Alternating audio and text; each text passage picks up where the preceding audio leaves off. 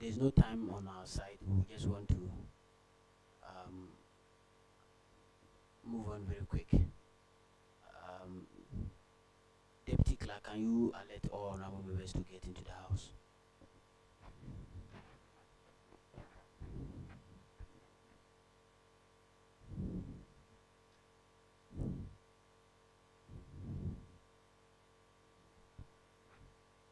Now the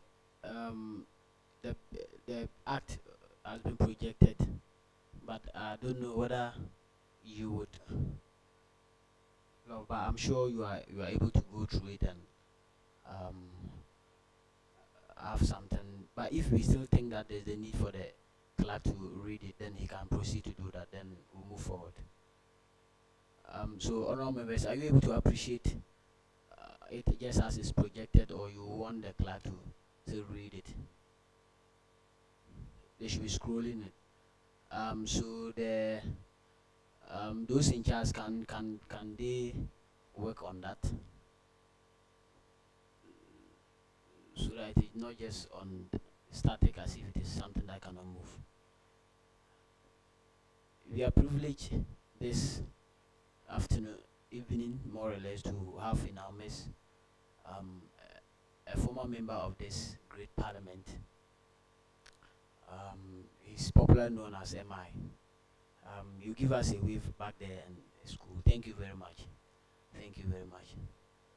And we equally acknowledge the very distinguished members around here. We are also this afternoon very privileged to have in our midst the Src JC, the local news president, and of course the president of the Republic of Kenya TSS, Mr. David Dana. And we are sure that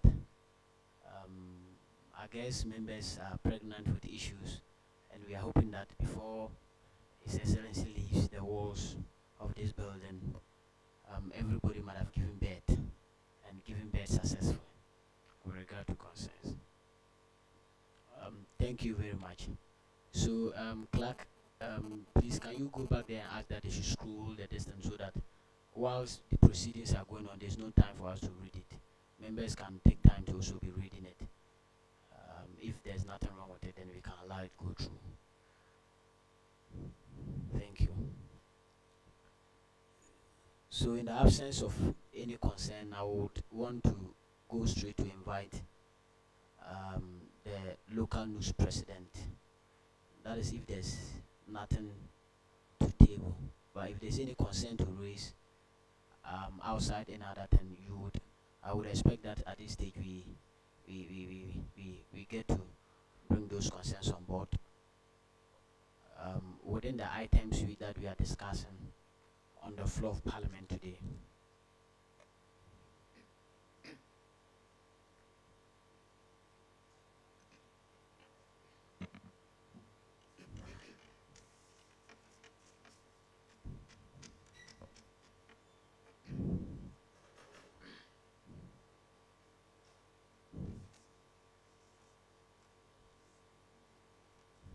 Yes, so while they are scrolling it, you can just go through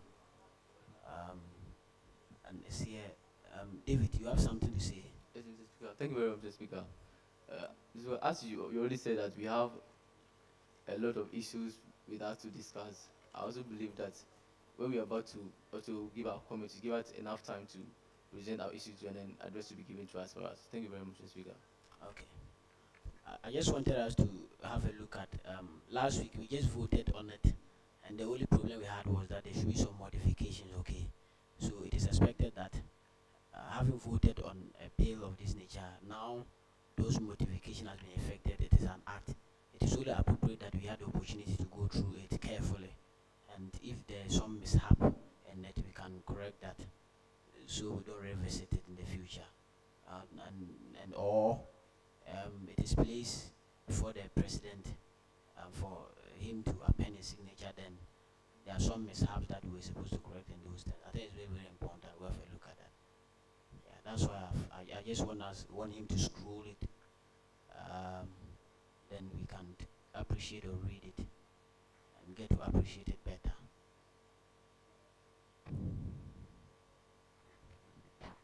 Honorable Parker, your mic is on. Thank you very much, Right Honorable, for noticing that the mic is on. Just in relation to what you said, that if you have any concerns before we proceed, I'd also want to make it known to the House and the leadership of the House that as honorable members, we are serving, or we are here in the interest of our members of the constituency. And so whatever it is that we raise, it is in the interest of our member constituencies, not in our personal interest. And so it should be treated as the voice of the people we are serving. And then the leadership should also act with all the due diligence with that. Thank you very much. We have taken notice of that, and we still mark it in all honesty. Any other concern? Can see an honorable member from Republic of scrutinizing it very well. Honorable Afolabi Lolonyo, we thank you for coming very late. May you live long. Yes. Honorable members, in the absence of anything, and whilst the gentleman continue to scroll it for our perusal, I'm sure there's also one hard copy, right? Please, is there one hard copy? Is there a hard copy? Clark, is there a hard copy of what is on the screen? One hard copy, even if there's one. There's no hard copy with you. Okay. So we would invite the local news president, His Excellency Derek, on the stage.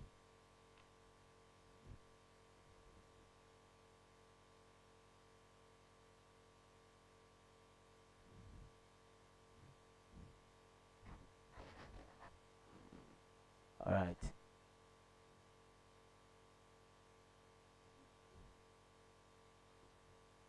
All right. So I'm sure when you wanted to go backwards or forward, you can just get the marshal. It's just something that you need to be pressing there for that thing to be done. So you can go and do that exactly. Or you get to him, he will let you know how it is scroll up and down, so that you can do that for the sake of convenience. Mr. President.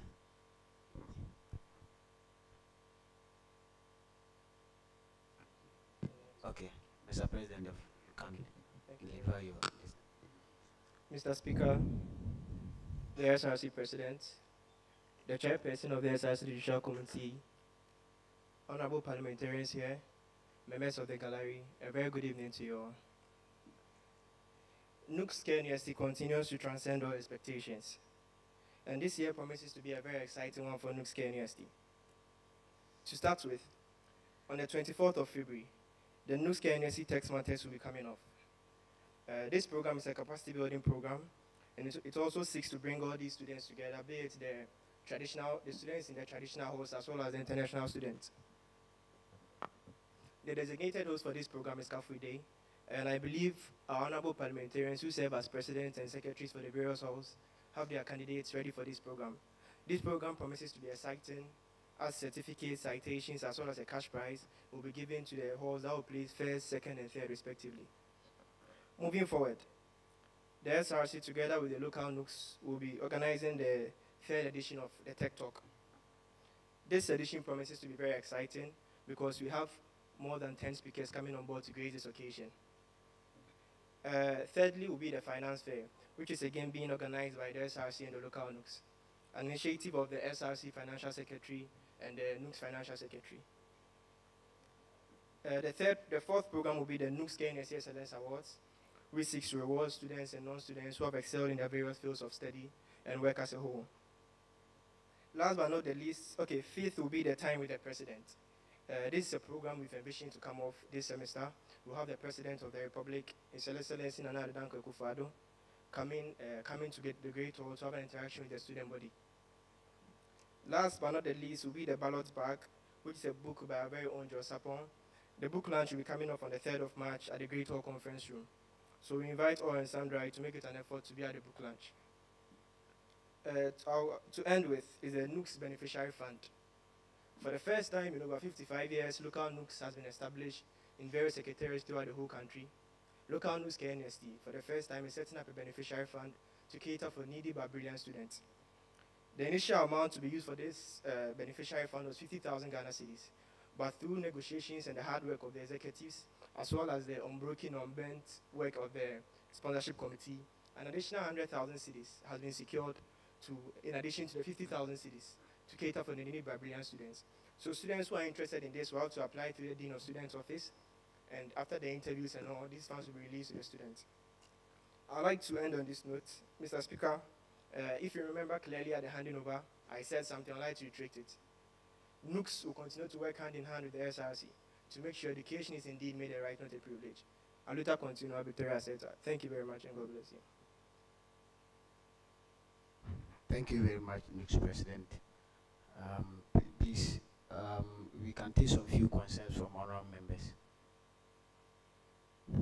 If there's no concern, the NUCS President will take his seat. Then we'll proceed to invite the SRC President to also round the destinies. Honorable Richard from University Hall. Thank you, Right Honorable. His Excellency, Mr. President, and the NUCS President. Thank you for your, should I say, is it an announcement or an address?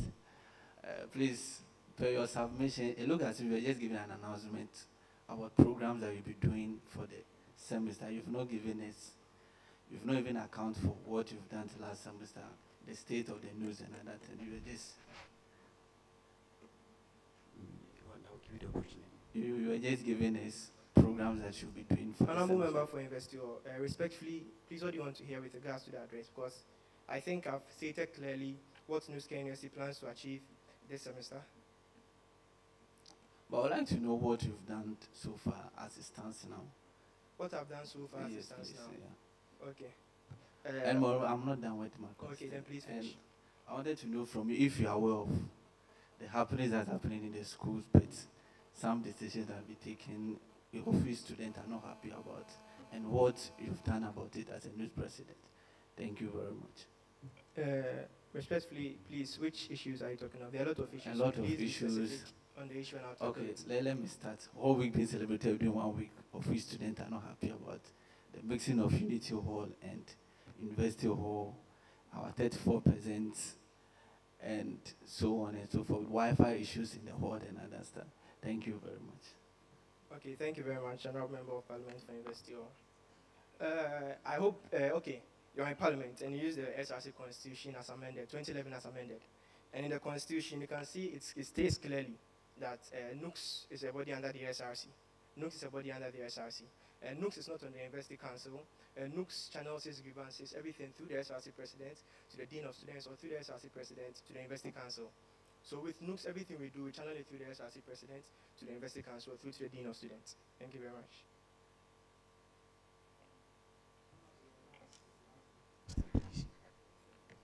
I just want to know if that has been done.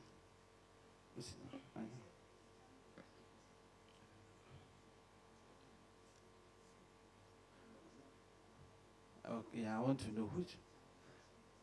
Yes.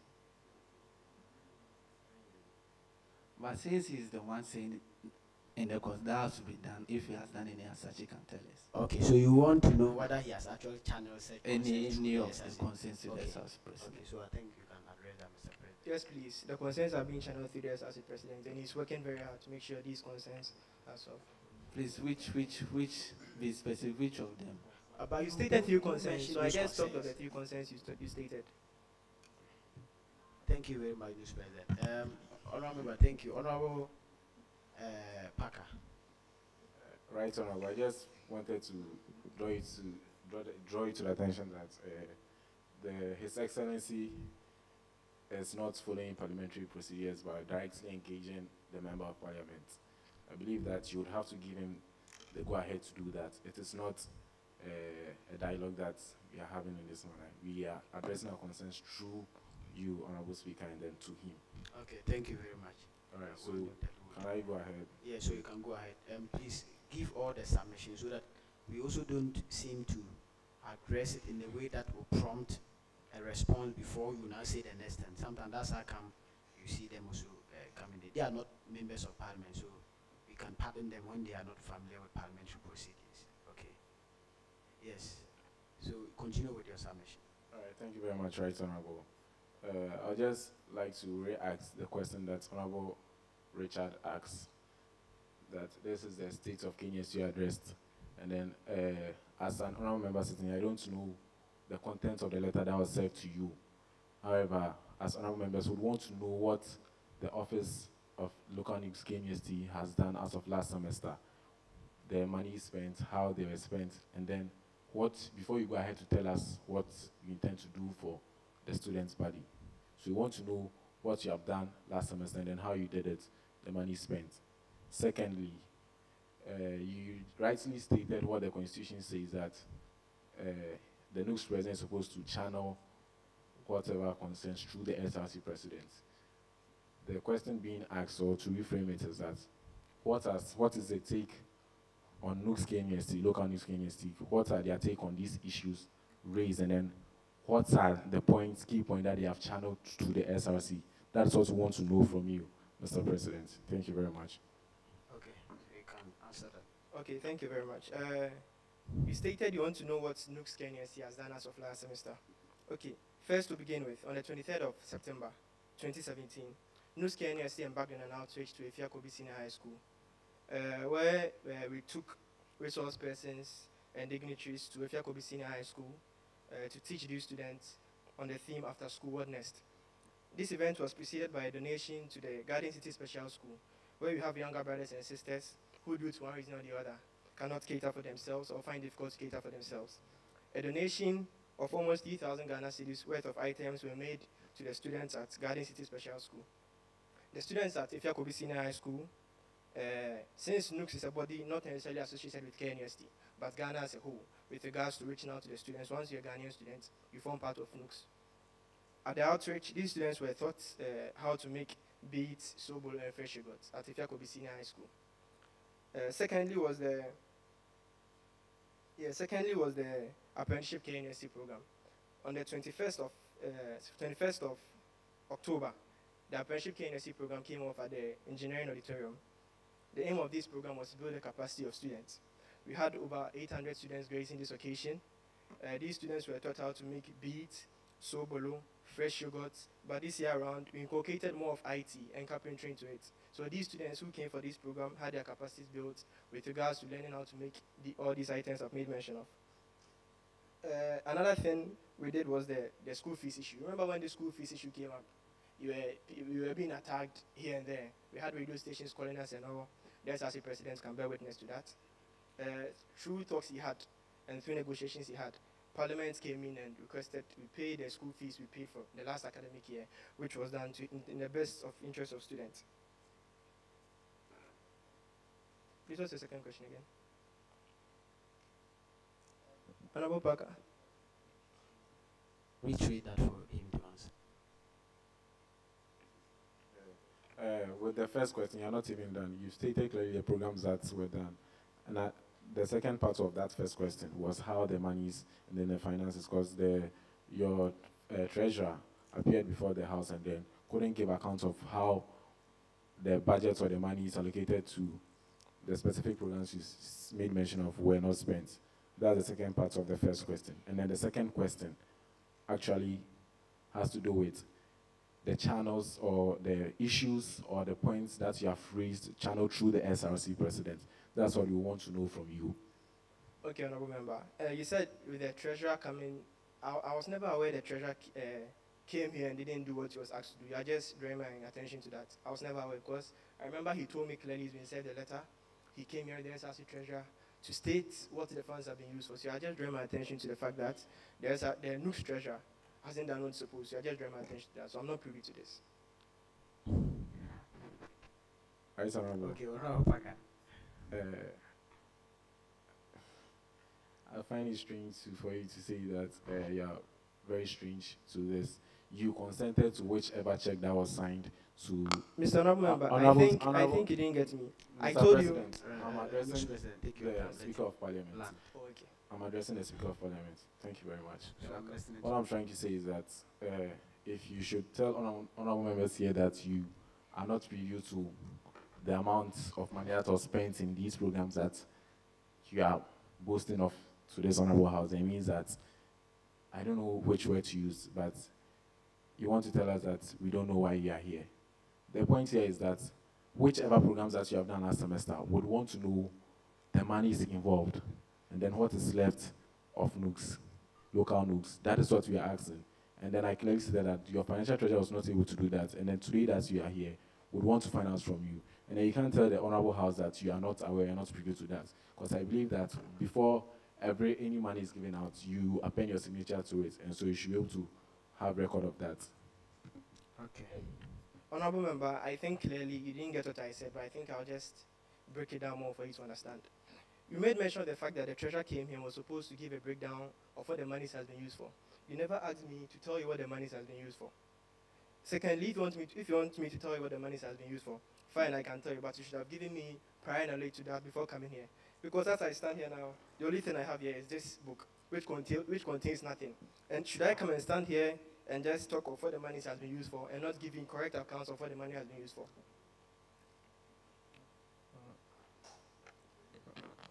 Right, Honorable, if you allow me.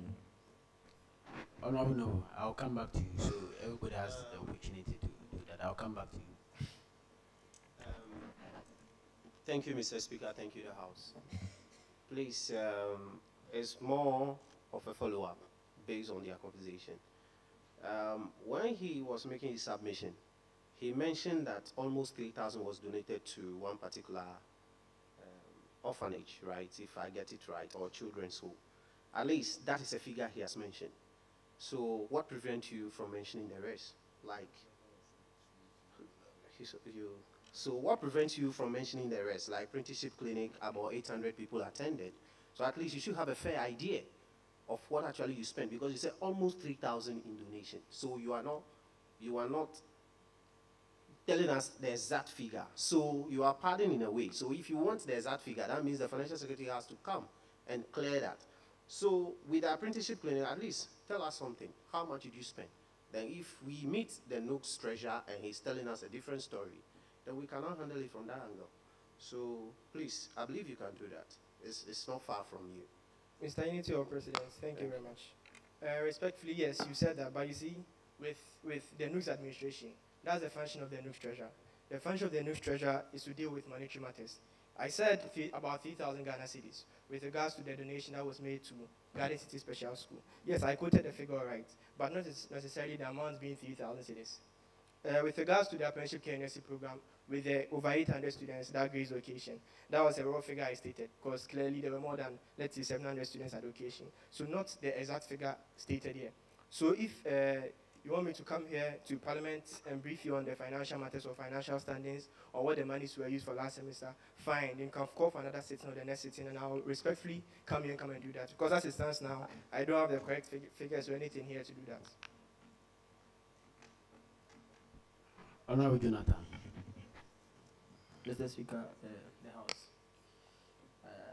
I don't know, but if the next president is to come here, then appear before this honorable House and to tell us that he does not have the facts and figures of what he did and be quoting about, I don't believe it's very right.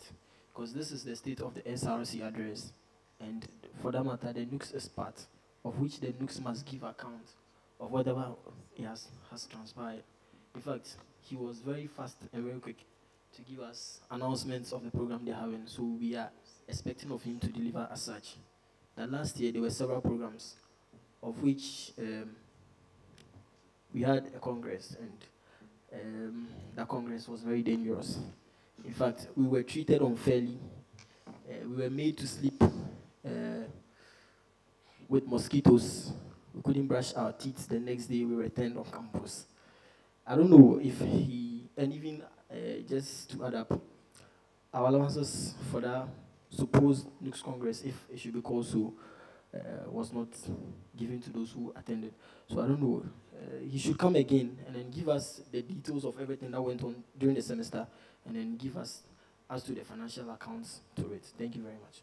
Okay, so honorable members, before you come in, I will also admonish that we appear more specific so that we don't kind of generalize it, and when probably his answers are not to what we expect, then but when you say on item A, what happened, I think the person is better placed to respond to that than when we begin to generalize it. Okay, but I think President, you can respond to. Okay, thank you very much, Mr. Jonah. Mr. Jonathan, respectfully, the first letter that was served to me by the SRC Speaker of Parliament, which unfortunately I couldn't turn up for the event. In the letter was stated to talk of the financial standing of NUCS as well as the NUCS Congress. I know Mr. Speaker will bear witness to that. Yes. So if that was the letter that was served to me, then I know I'm coming here prepared to give the financial standings of NUCS in order not to make any mistakes and to give you the exact figures. So when the SRC treasurer or whosoever comes here to give these exact details comes again, then I know that he's giving you the correct figures. So with regards to that, the letter that was served to me was come and give the state of the NUCS address and also to answer questions that the House finds it privy to ask me. Mr. President, I want to come in there. Do you have the letter that we have saved you? No, please, I don't have the letter here. Mr. Clark, do you have the letter here? You don't. You don't have a copy that was saved the local news president. Nonetheless, the title of the letter is clear for any other question to be asked. The title of the letter is that the heading is State of SRC Address. And so when you come in your capacity as local news president, you may as well refer certain matters that you are not quite clear about to your treasurer, so that when we invite him for a sitting, we stand on any better ground to interrogate or scrutinize him on that. Okay. But when you appear as if certain specifics, you see, when we invite the SRC president for State of SRC address, we don't tell him that we are coming to ask you why Konti and Katanga is going to be missed. We don't state that in the letter. But when we ask him that, he must respond to that because he's in charge. Are you getting that? So when you are asked matters concerning news, and as far as it has students, issues, and all those things, Presido, this is a State of SRC address. It is not an emergency sitting where we have invited you on some specific item.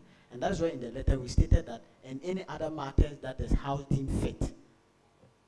And even if you have not even stated that, but you still stand to give us, at least with all fairness, okay, say something. I think there's the President, National Union of Ghana Students, KUST Kumasi. There's an invitation to State of SRC's Romic, the Vice Chancellor's address. We wish to invite you for the 7th SRC Parliamentary Council sitting of the 9th SRC Parliamentary Council, which features the address of the students by the blah, blah, blah, blah, all those things. This constitutional mandated and monumentous event is scheduled for Sunday, 11 February 2018 at 2 p.m. The venue is the IDA conference room. You would be required to address the House on the nitty-gritties of your office. The word nitty-gritties there is self-explanatory. Of your office, since assuming office, you may be questioned on matters that are of interest to the House. Sir, we would be grateful if you could take time off your busy schedule to honor this event. By the grace of God, you have taken time off your busy schedules and you are here in front of the House. So I would want that with all fairness. I'm not saying that provide answers when you don't have, but to the best of your knowledge, try to address their concerns. I hope I'm very clear on that. Thank you very much. Honorable Jifa. Thank you so much. Jonathan, I'll come back, please.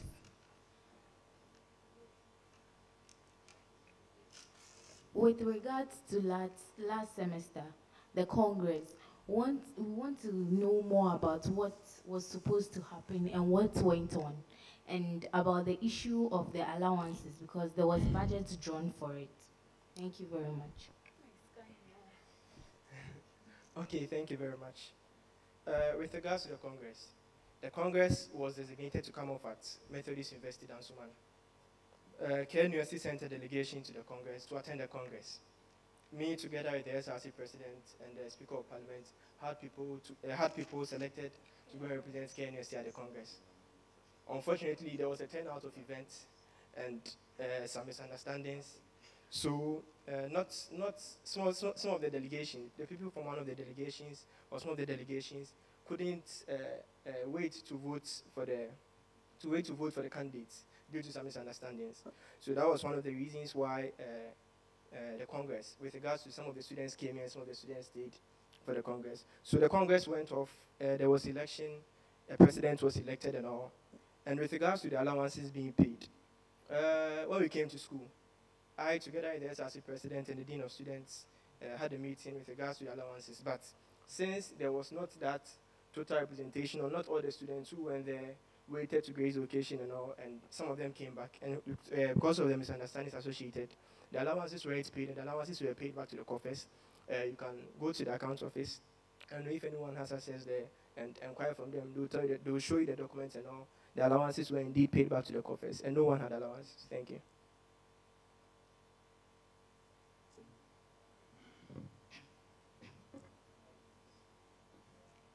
Thank you very much, Right Honorable. The House, mine is just a form of advice. I think this academic year, the activist front of the local NUCs has been very, very poor. Why would I say that? In most of your remarks, if it is in tandem with the SRC, you gladly mention the local NUCs in collaboration with the SRC. But when issues of student interest arose, we only saw a message from the SRC. I'm not disputing the fact that you are captured in there, but in everything you do in collaboration with the SRC, you state it emphatically. So I would plead with your office that when it comes to activism, try and release communication, because you also have a letterhead. I mean, frankly speaking, you have a letterhead. So let us see that kind of front of the local NUCs, because issues on campus like making these halls mixed and certain clashes here and there, I think even if the SRC is kind of weakened, I think the local NUCs should rise up to the task, especially when the title of your office is National Union of Ghana Students. I think you can attract more media coverage and everything with regards to student activism. So I'm pleading to your office. Okay, thank you very much. Yeah, and secondly, you talked about some beneficiary something, and it was almost like an announcement to us. So I would plead once again that a communique is released on that sector, so that our students can know that the local NUCs is really working for them. Thank you so much. Okay, thank you very much. Okay, Anna Santi. Thank you, Mr. Speaker. You made mention of a book launch as part of your program schedule for the semester, and the author of the said person, I'm not aware if he's a student of Kenya. So I want you to clarify if it's a program by the NUCs Kenya or it's a collaboration, and with the fund for the needy students. Can you please throw more light on it for us, as in maybe the amounts you can get, minimum, maximum, and exactly what you can do to assess such? Thank you. Okay, thank you very much. With regards to the book launch, it's a collaboration between NUCs and Joe Sapon, who happens to be a former student of Kenya and a 2012 SRC presidential aspirant. The main reason why we collaborated with him to launch this book in Kumasi, on the 17th, they are having the book launch in Accra. But the main reason why we collaborated with him to have the book launch in Kumasi this time around is the book mostly talks about KNUST politics, although it ranges from KNUST to the national level as a whole. The book talks about KNUST politics, happenings in KNUST politics. You might not know, but I've read the book, and there are some members of parliament here who have their names featured in the book and all. So you get to know once you get to read the book. And the book has a section where there is an interview with the dean, and I think the pro-vice chancellor, I'm not so sure, but with the dean, I'm sure there's a section with, which entails an interview with the dean of students. Secondly, with regards to the beneficiary fund, the beneficiary fund, as I stated earlier, was set up with 50,000 Ghana cedis, and recently an MOU has been signed with Stanbic Bank for 100,000 Ghana cedis to be added to this beneficiary fund, making 150,000 Ghana cedis. So with regards to this fund, it's basically going to cater for needy Barbarian students and students who apply for this fund. Once you apply for the fund, the money is not going to be released to you at that moment. It's in two options. It's either it's transferred to next year, AFUF and RFUF, or it's given to you as monthly stipend. There is something at the Dean of Students office, the Dean of Students monthly stipend for needy Barbarian students. There are a lot of students on that bill right now students who apply for it, and every month are given 100 cedis to cater for themselves. So with regards to this beneficiary fund, talks are still in place to make sure the amount is increased. The sponsorship committee, as I said earlier, is working very, very hard to make sure this is made a success. The amount ranges from 300 Ghana cedis to 700 Ghana cedis. That's for the start. So hopefully, if more sponsorship packages come in, then the amount will be increased. So for next year's administration, or the next administration to take over, they'll have the privilege of getting, because we've had assurances from many companies. They've drawn their budget for the semester, for the quarter. They've drawn their budget for the semester and quarter, but they're giving us assurances that next year, or for our next academic year, these funds will be released for the beneficiary fund. So hopefully the one who take over as NUC's president will have the opportunity of dispersing this beneficiary fund to needy Barbarian students. Okay, so it's not for this academic year, it's for next academic Yes, it's semester. for next academic year. Okay. So which means final year students, unfortunately, will be out. Yes, please. Okay, but which means that next year those in third year now will be in final year, and they too would not be beneficiaries. So once they apply for the fund, those in third year now, so it will go into their AFA or RFA. If I'm talking of the final years, it was started this semester.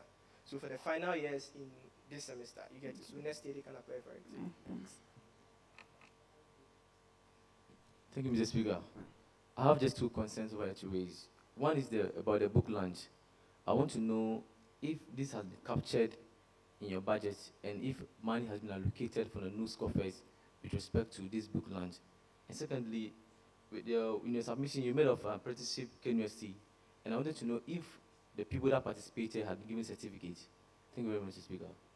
Thank you very much. I think I'll answer the second one before moving to the first one. With regards to certificates, yes, the certificates have all been printed. They are there. I've signed my part, but there are over 500 certificates, and the Dean of Students also has to append his signature on them. So right now, the certificates are there right now. Honorable Dennis, I hope you've seen the certificates. The certificates are there right now. So once the Dean is done sending his signature onto them, then they'll just be released.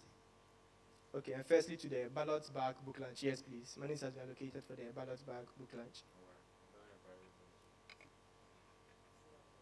Yes, please.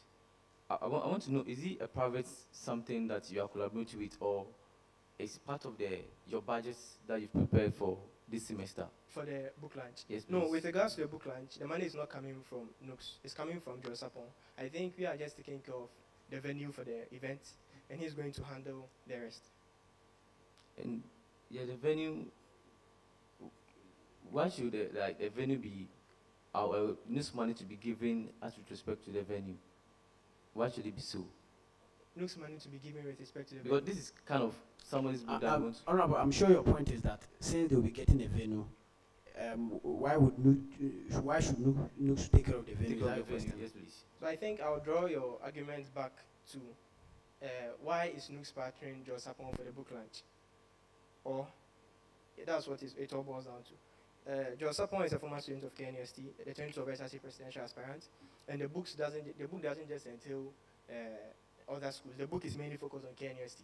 But at the latter parts of the book, that's when the national NUCs, GASAG, GAPS, PUSAG, and all come into play.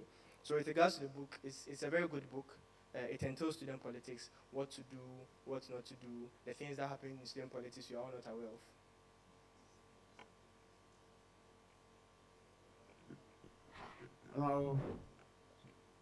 Parker. Thank you very much, Right Honorable, for coming back to me. I was just waiting, as you said, you come back to me. And I came back, exactly. Thank you very much. So I would want to ask that question again. But I believe the answers given looks like the news president is saying he's not prepared. And by that, I don't know if I should ask that the letter served him to be read. Because what we want to hear, and then you are telling us that you didn't come prepared, you were not informed, you are holding an empty book, then I'm understanding that the letter served to you was that come not prepared, come with an empty book, and then come and say to us whatever you have. Mr. Honorable Member, respectfully, I told the Speaker of Parliament that on the first letter he sent me, it was to talk of the financial standings of NUCs and the NUCs Congress. He can bear witness, so that was the letter served to me. But this time round, if I was to come for that sitting, respectfully, I'll bring everything. I'll consult my treasurer for him to produce everything.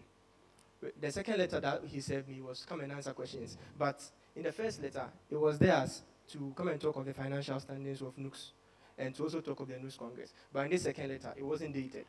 You get it? It wasn't stated there. Right, Honorable Speaker, I would wish that you would moderate this very much. Honorable, I think you want is that suggesting that I'm not doing my job? It looks like an honorable is speaking and then he just interrupts. As I rightly said the first time, he has done it again, and I was just looking onto you, Honorable. Yes. I can get that, but I think that honorable member, this is first time of coming for the state, and so we can pardon him for certain things. But again, honorable, you don't interject when a member is making a point. When it is too long for your destiny, you can just note them down. When he's done and it's complete, then I give you the go ahead. Then you address the concerns to the best of your knowledge. But our admonish that don't keep referring to the letters. When we do that, with all fairness, the content of the letter asks for everything from your office, and you must be ready for everything.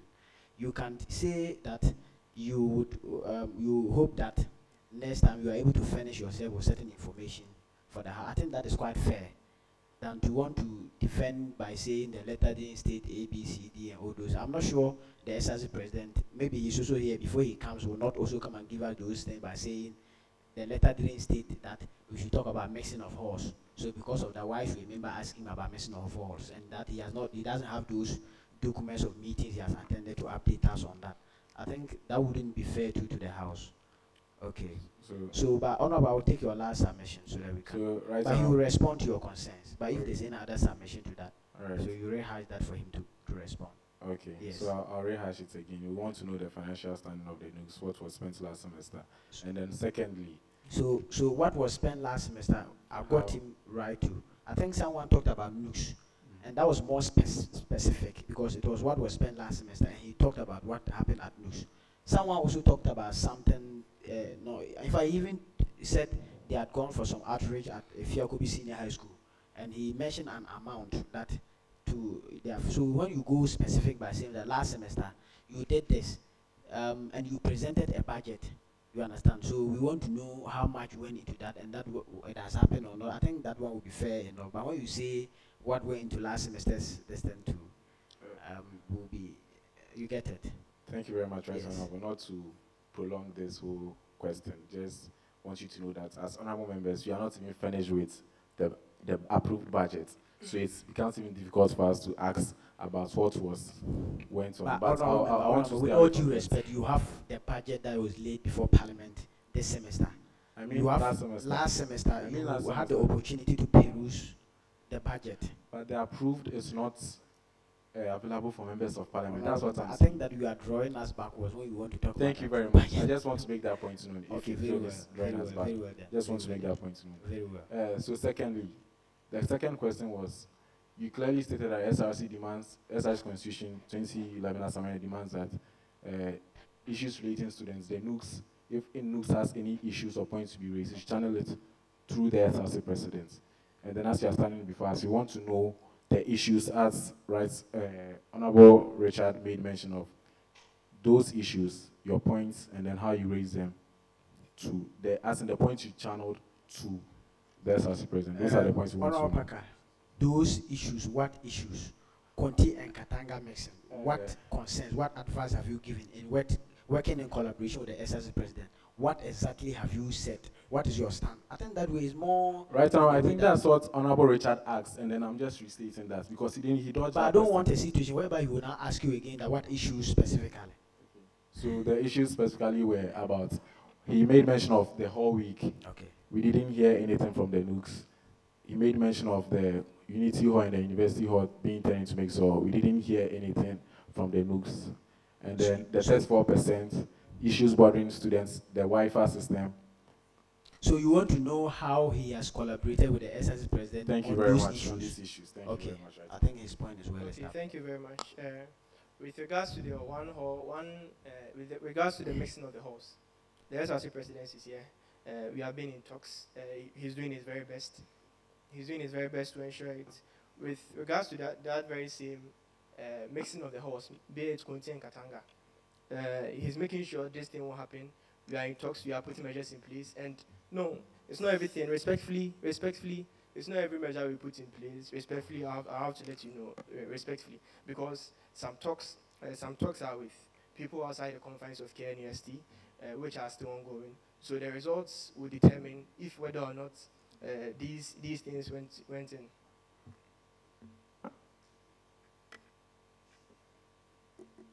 Consent.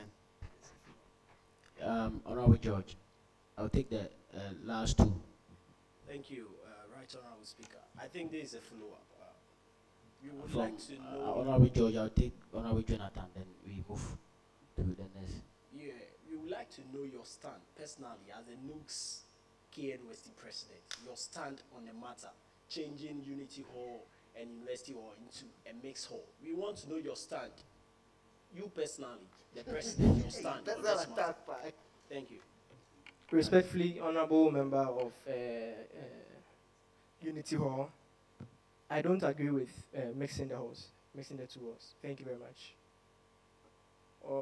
Okay, I'll also repeat it. I don't agree with mixing the halls. I don't agree with mixing the halls. Okay. Honorable Jonathan.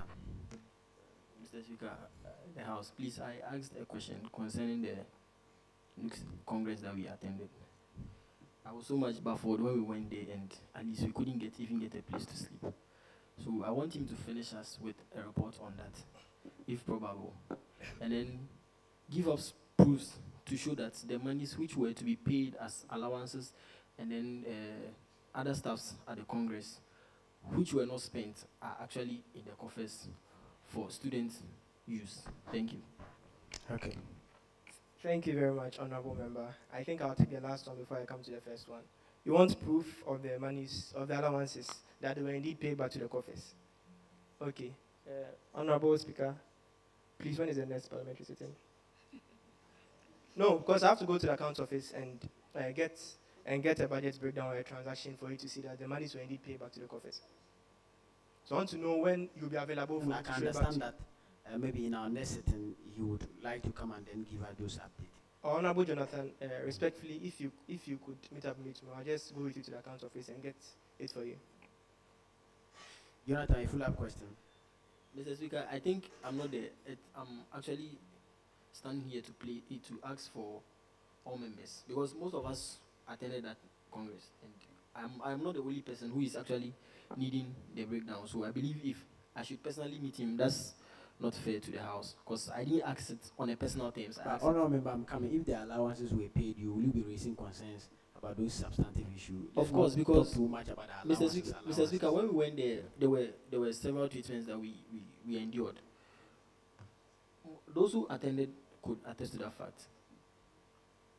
It's not the best. I think moving forward, we should look at how we treat people when we take them outside campus. Thank you very much. Thank you. Thank you so much, the Speaker of the House. The House, NUK's President, with regards to publicity, I would advise that you involve the members of parliament in the sense that if there are flyers, if there are t-shirts, if there are banners, that we place it in our constituency so that more people get to know of the activities going on with NUKS. It helps with the publication of NUKS itself. Thank you very much, Honorable Member. All right. We thank the NUKS President for his very sharp response to our concerns. We're hoping that in our anytime he's invited, he's able to honor it to come and address some concerns. Honorable members here are reps of some fraction of students at some constituencies, and so they need to gather some information to be able to serve their people. We thank you very much, and we appreciate your time. Thank you. The next, I'm sure, if again there's still no halu-balu about the affirmative action bill, if we still do not have anything to say about it, then I would like us to move forward. Richard, University Hall President. Thank you, Right Honorable. Please, with the bill, I asked that there should be some modifications in that regard. And I made a comment that if we had to give a percentage to the SRC president, to the number of female he has to appoint as his executives, then we have to give a number of students, a number of female students that have to apply before that president have to apply to the SRC president. Let's say, for instance, if you get 10 female students applying, then you can appoint, out of those, you can appoint 20% of your executive being female. But if you are not giving a number of female students that are supposed to apply, and we are giving the SRC president the percentage of female he has to appoint as executive, I think I'm not in agreement with that. Thank you. Honorable, have you read the whole this thing, the modification? Yeah, I've read it. Have you read the whole of it? Are you sure? Yes, please. Please, clerk, if your mic is on, can you quickly read through your distance? And I think one can come and scroll the distance. And you can just move here and scroll it. There's something that you press and you just scroll it on the screen so that we can get it done. But clerk, if you have it, can you go through it? Can you read it? Can you read the entire framework? Yes. Can you read it?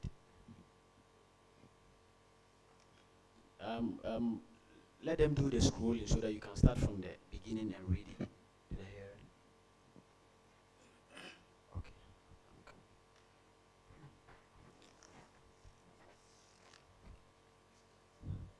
So good.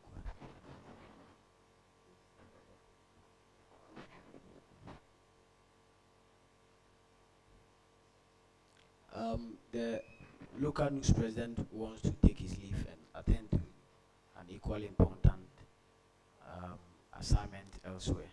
So I think that we can't allow him take his leave. Mr. President, we thank you for coming and permission is granted. All right.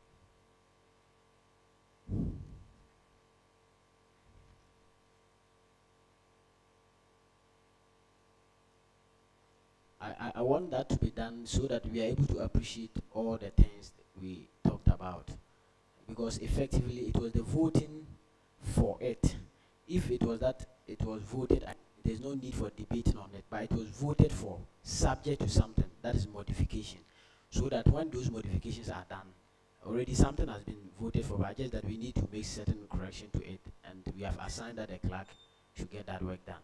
So I just wanted you to have a look at it so that you appreciate it entirely. But if there's some changes we need to make, then he can as well do that. So please, you start from the beginning, and yes, so that the clerk who can read that, you read it loud, please. Yes. So you can start scrolling down. Then your colleague can also read it to their hearing. Please, you are being too fast. Okay. Mr. Speaker of the House, the Affirmative Action Act 2018. So we simply kept Act there, said that when we print out, there will not be the need, to be doing editing. So the Affirmative Action Act 2018, arrangement of sections. So if we looked at the bill that was submitted to us, or to this Honorable House, the bill did not indicate the sections, but just that because of the suggestions and other things that came, we had to restructure it this way. So that's why you have the sections coming first. So we have section 1. We have name and application. So the name of the act and then who should it be applicable to. Then we have section 2. And then section 2 is dealing with major appointments of the SRC. So the SRC, they do appointments, but we are talking about the major appointments of the SRC. That's section 2. Then section 3, dealing with interpretation of the act itself. Okay, please, if you could scroll down. So this is the content of the act. That's if you happen to approve it, so it becomes an act. So the Affirmative Action Act 2018, an act to provide for at least 20% major appointments of female students by the SRC president of the Kwame Nkrumah University of Science and Technology. inter alia, the act is to ensure that the female students, female student is made an active part of the SRC governing process, and that the young women of this university play an active role in student advocacy. So we go to section 1, now dealing with the name and application. Okay, so we have section 1, subsection 1. This act shall be known and called the Affirmative Action Act, hereinafter referred to as the Act. Subsection 2, the Act shall be applicable to the SRC President in making major appointments. It shall also be applicable to the Parliamentary Council in approving major appointees of the SRC. Subsection 3, without prejudice to the Appointees Regulation Act 2018, the SRC President shall appoint at least 20% females to major appointed positions of the SRC. Subsection 4, Parliament shall not approve any appointee of the SRC except the required number of at least 20 appointed female students is complied with.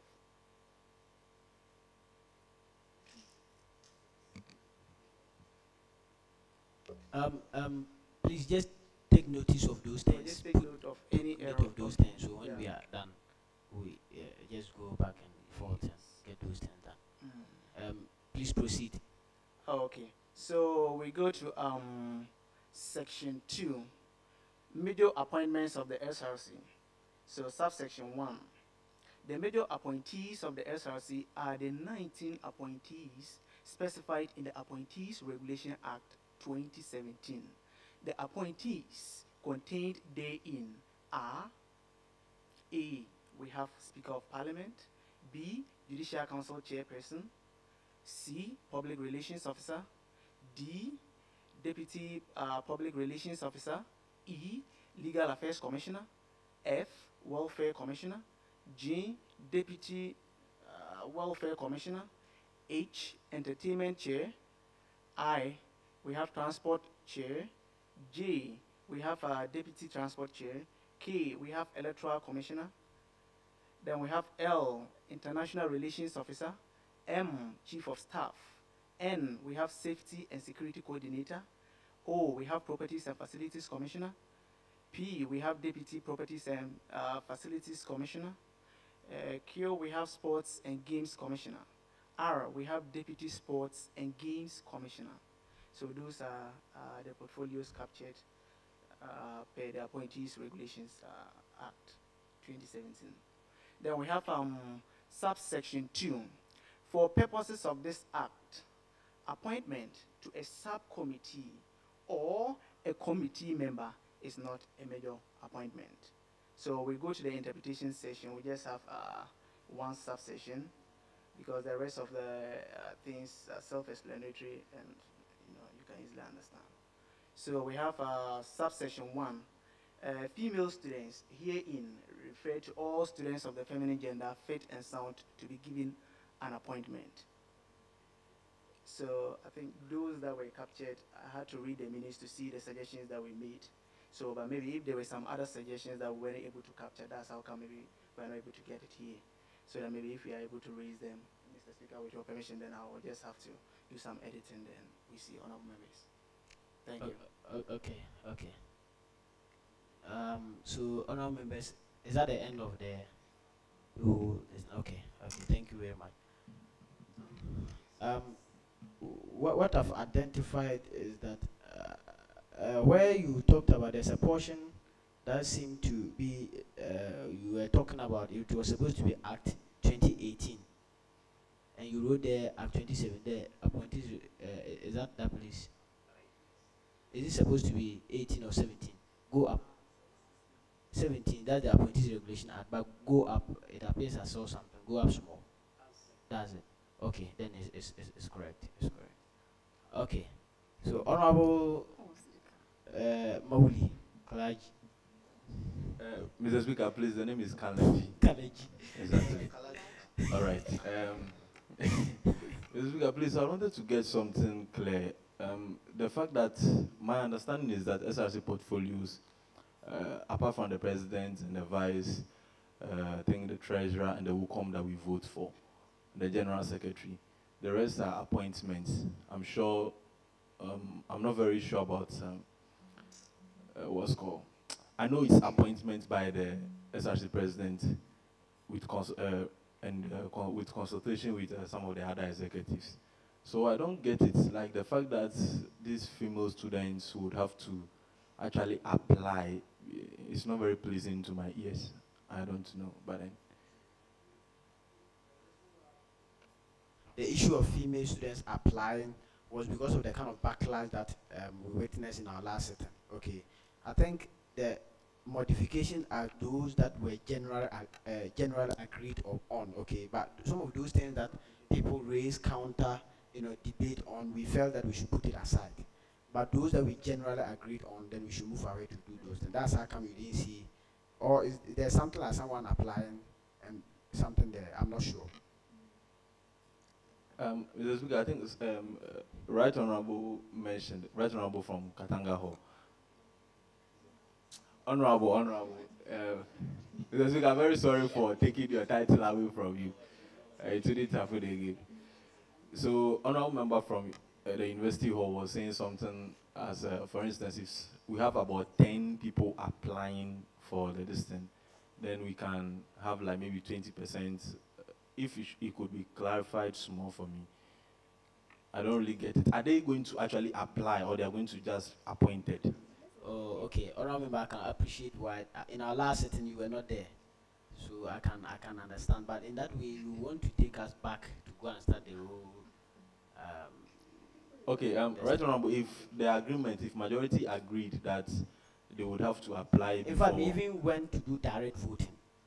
Okay. It wasn't even a yeah or no kind of thing. We did direct voting. Okay. And they are here. They can, we did direct voting. Those that are against it, that we should not even have anything like affirmative action bill at all. Those that are for it, and we had this, and we are seeing some people suggested that they agree to it, but they feel that it should not be 25%. It should be reduced. That's how come it is now 20%. Okay, so those are the people who voted for it but subject to modification, and we tasked the clerk of parliament to go and effect those modifications. Then I even went ahead to ask what modification were they talking about, so we could effect those things. I think that was what happened. And okay, right now, if that's the decision of majority, then I'll end here so we make progress. All right, thank you very much. Honorable Jifa. Thank you so much, the Speaker of the House. There's a little correction with subsection 1. Subsection 1. Yes. It's supposed to be 20%, not 20 appointed female students. Okay, 20%. 20% of 19 major. Okay. I think they will have to scroll it. Is the one being projected? 4. Is it there? It says subsection what? Parliament shall not approve.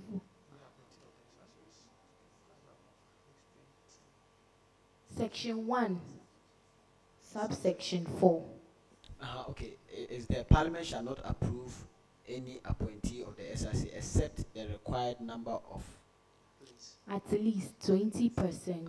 Okay. So, effect. Please take notice of that. Okay. Thank you very much. Honorable Hannah Asante. Okay. Thank you, Mr. Speaker. There was one section that made mention of females who are fit and sound. I think when she was defining the term female students, I want a little clarification on fit and sound of what does she mean when she says fit and sound? Thank you very much. I think the explanation is quite, there's no ambiguity around that term on the lesson. Oh no, I don't understand. That's what I'm asking. Okay. So if you have the explanation, I think the House would appreciate it if you give it to us. Thank you. Clark, can you give us any explanation to that?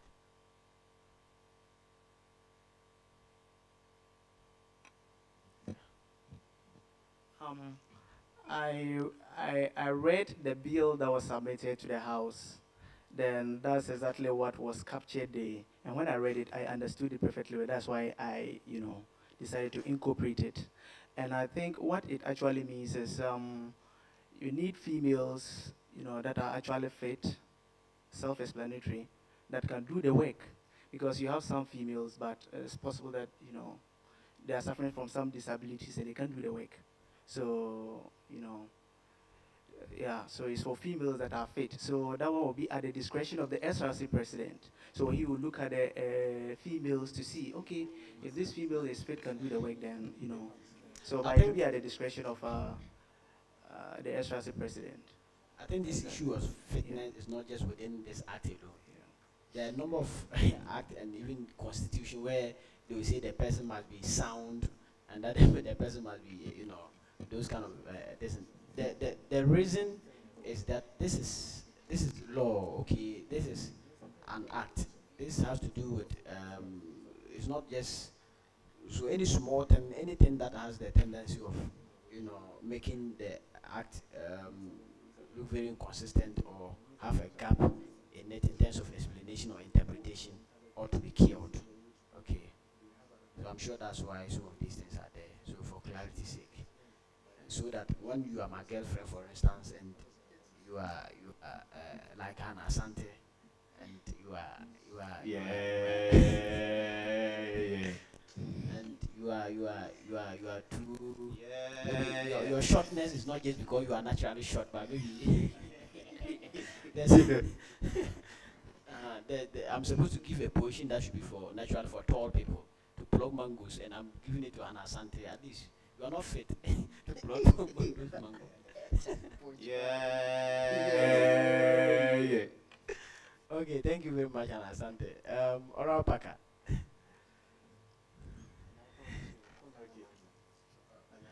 Thank you very much, Right Honorable the House. Just noted a few. Can I take Honorable Nobu? That's what I wanted to say. Right. I want you to take him first before I come. Because he has waited. He will punch me here, I beg. So, Right Honorable, please take his and then.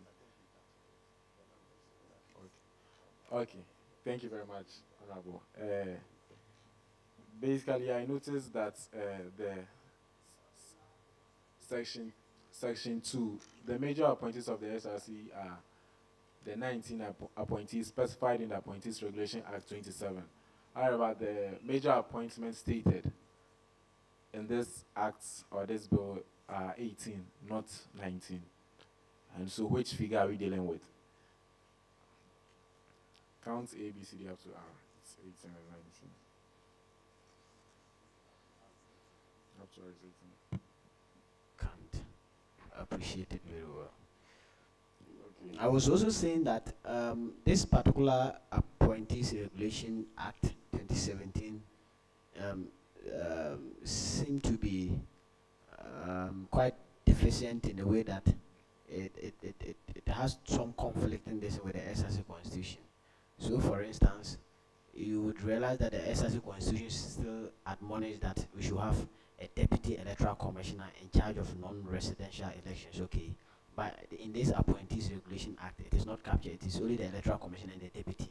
So when you have an SRC president appointing 2 deputies, then you want to say because of the Appointees Regulation Act, you should not appoint 2 deputies. Which one would we take? It is better we take what the Constitution says than this. Anytime we have an act, the act should be such that it doesn't conflict with the letter or the spirit of the Constitution that is governing our activities here on campus.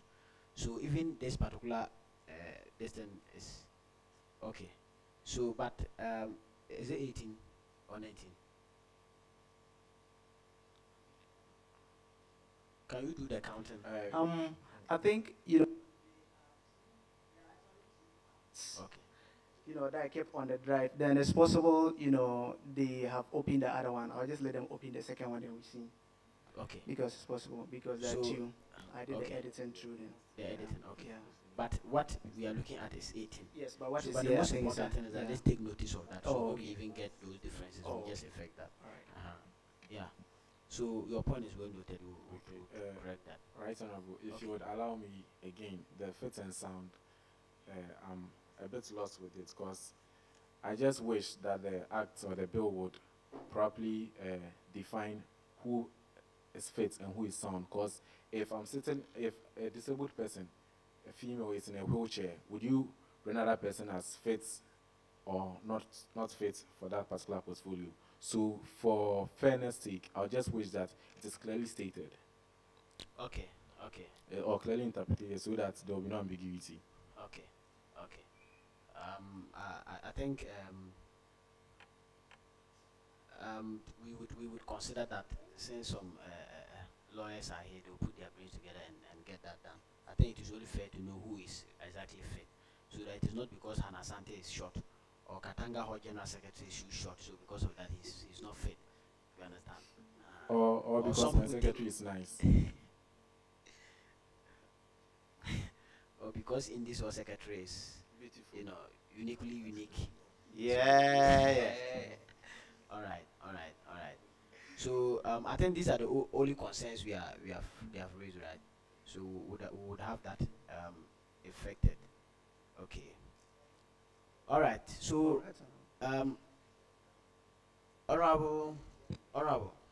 Right, Honorable, thank you very much. My point, the only problem I have with this bill is that if we are giving the SRC president a percentage of female he is to appoint or she is to appoint, then we should get a number of female committing themselves. I say that's my point I'm driving. Honorable, we are debating about it now.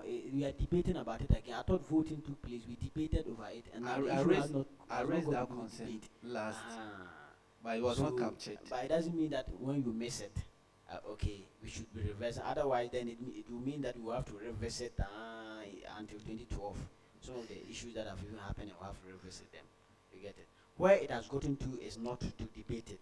People, and they are not just, they are MPs, you understand, who are very sound and fit, voted for it after perusing the thing. So, and they suggested that it should be subject to some modifications. Those are the things we are looking at now. And some people, they have said that yes, but a few other concerns we have raised that we should get those things addressed. Is what that is the stage we have gotten to. Right, I'm sorry. Yeah. Then in that case, thank you. Thank you. Then I would let me invite the SRC president. Around David.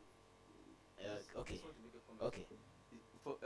Mr. Speaker, for the purpose of this act, appointment to a subcommittee or a committee member is not a measure. So in our last meeting, we make a recommendation that the subcommittee's appointment, they are also an appointment. So therefore, they should also be included in this major appointment. So that it doesn't seem like the subcommittee's appointment is not regarded as an appointment aspect. So they should also be part of, they can also be part of the subcommittee as well, not just for the major. So the subcommittee appointment should also be part of the major appointment. Thank you very much, Mr. Speaker.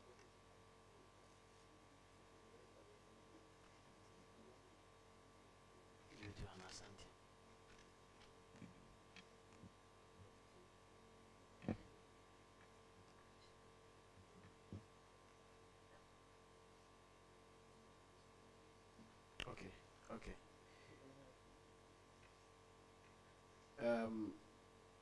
I just wanted to go through the minute and look at the votes on the modification. Are you getting that? And I thought someone even raised this issue, and they were part of the issues we voted for. Someone was saying that the appointment should be open so that subcommittees and all those things are in. Are you getting that? Are part of the modification. So you would realize that 3 people for 25% with modification in the division of appointees, 7 people for 20. Okay, but I think let's allow the clerk to have a look at it very well. But I will admonish that when you are done with the final decision, we can even put it on the page so that before it gets here, we are able to appreciate it more better. There's no time. I will invite the SRC president to mount the podium and address us.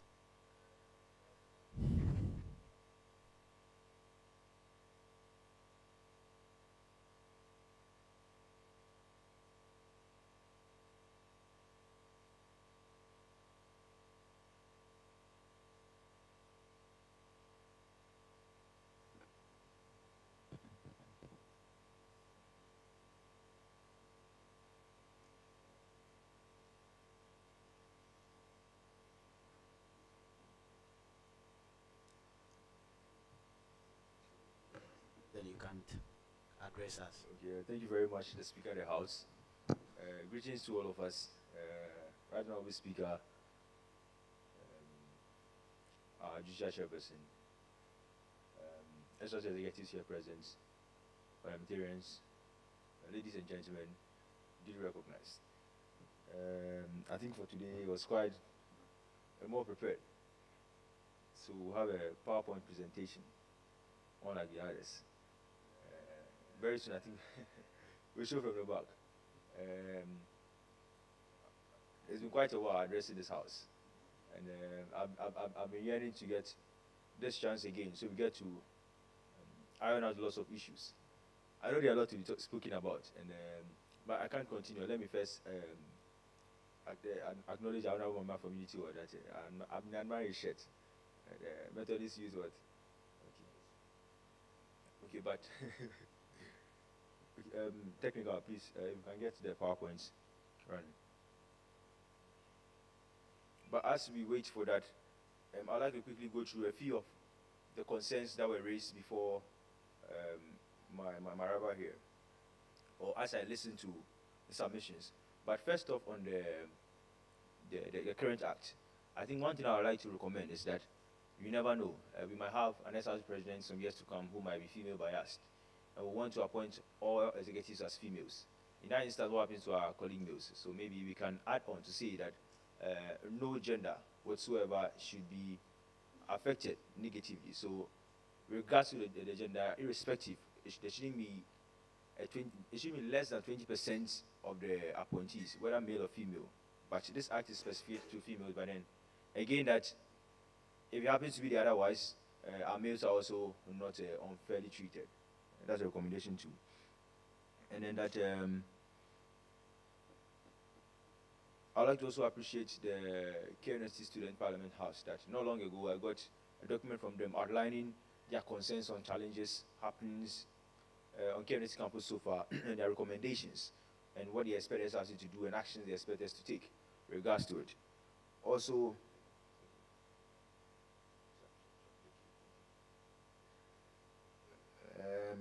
all right, I also listened to our NUC's president.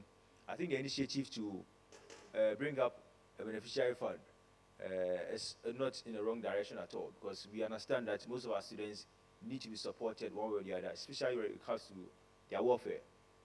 I think this year has been one of the years we recorded lots of students in need. It's been the numbers have really gone high, really high, and the number of students who constantly demand support is increasing, and I think we need more of these interventions to rectify that issue. And again, regards to an issue mentioned by an honorable member from College of Science about decentralized publicity, it's one thing we also look at to ensure that in channeling information or making sure information reaches our general student body, we are able to decentralize publicity and get our various honorable members from the various constituencies involved. We also advise, because we tried it some months back, it was very inefficient, because sometimes your appointees are not so cooperative. So some of our executives find it very difficult working together with them because they are not forthcoming. We hope that you admonish them to also cooperate very well with our executives. So let's say welfare chairman wants to meet with all welfare chairpersons from various constituencies. There should be enough cooperation so that the work is very efficient. I think for now that will be all. Yeah, most of them are addressed during my presentation. Okay, so the overview of this will be a retrospect or a recap of what we've done so far, and how far we've come, and what lies ahead, and the matters arising, and then we'll conclude quick. I'm hoping that today will be as short as possible, so we can get more concerns and get to interact more with the parliaments, and then we get to get your concerns also channeled out to our students. Okay, for the past 9 months, the KNSSRC has actively pursued the welfare of students through strong advocacy, purpose-driven projects, and capacity-building workshops. And also to mention that we realize most of our workshops are administration, even though most of it have not been too monumental as projects that you can always look to and say, this is what we've built. We've focused so much on the capacity building and then programs and projects that get to impact directly into the life of students, because we are looking at the future thereof or thereafter, after school. Because sometimes the monuments will be built, but there's no direct impact into the life of students. So we are expecting that. So we looked at having programs that directly affect students' with respect to their welfare and their capacity building, so they're able to have a strong standing even after school. We are looking at this semester, we'll have to at least, we'll look forward to having this monumental structure, or this monumental developments to also count and to contribute to our success administration. But while some remain the first of their kind to have happened on KNSC soil, others, such as the Girl Code project, broke national attendance records with massive patronage. It's been a record that with the tour, or what happened with the Girl Code, KNSC had the much representation of patronage. And I'd like to commend everybody, the Women's Commissioner, for that, and that was a job well done. Moving forward, that with assistance of the Executive Council and school authorities, we have been able to surmount the difficulties that cropped up in the course of our duties, most of which I'll mention in the course of my presentation. Now, previous programs and activities, we had a startup school that had our students who had ideas and projects. I should be proud to say that most of them are already launched into business and they are successfully running. Perhaps in our next presentation, we effectively furnish us with some of the updates or the outcomes of some of our projects that we took them through, or the students we took them through the projects during the startup school, so that we get to have a fair idea of what they've done so far and what our impact have been able to play in their lives as students and entrepreneurs. We had Tech Talk 1 and 2, and then even though we realized from the beginning it wasn't too impressive, it was evident that we were able to pick up, respect the challenges and the shortcomings, and it got better with time. This time is going to be one of the biggest. We are going to do it in collaboration with TEDx. And we were aiming really, really high to get the president or the vice chancellor of Src University together with our vice chancellor in KNSC. And some other very, very, very remarkable personalities in the country. It's been very challenging because of their tight schedules, and sometimes it's really difficult reaching people of such profile. Nevertheless, we'll bring you nothing but the best, and we are bringing a cross-section of representatives, all the way from entertainment to politics to academia and to entrepreneurship, all of that which you expect. So it means everyone's interest can be served, and then it will help to increase the patronage. And because of the partnership, there are a lot of ways with respect to sponsoring the speakers, which usually becomes a major cost. Most of it will be sponsored or be catered for by this organization. Nevertheless, there will be some part of it that will be borne by the SRC to ensure that the program runs smoothly. With time, I'm sure we will get all of us furnished with most of the details and nitty-gritties that we need to know. Our SRC Week celebration was one of the best so far. We had very successful programs, individual programs, apart from one or two of them that were not so successful. And we acknowledge the shortcomings and realize that we've tried to build on those challenges and to get better with time. The Girl Code project that I mentioned earlier was also a success. We had the Freshest Walk, which was one of our very, very first programs that also did very, very well and had lots of participation. I'm sure you don't see this too clear, but it's moving on. This is just our recent achievements so far. I just want to show a few of them. This is the outcome of the gas hostel negotiations and what came out. I'm not too surprised, but I know people are surprised to hear that so many individuals are claiming ownership of the success that was chalked, and they're claiming that it was because of their efforts that this happened, the reduction happened. It's very false.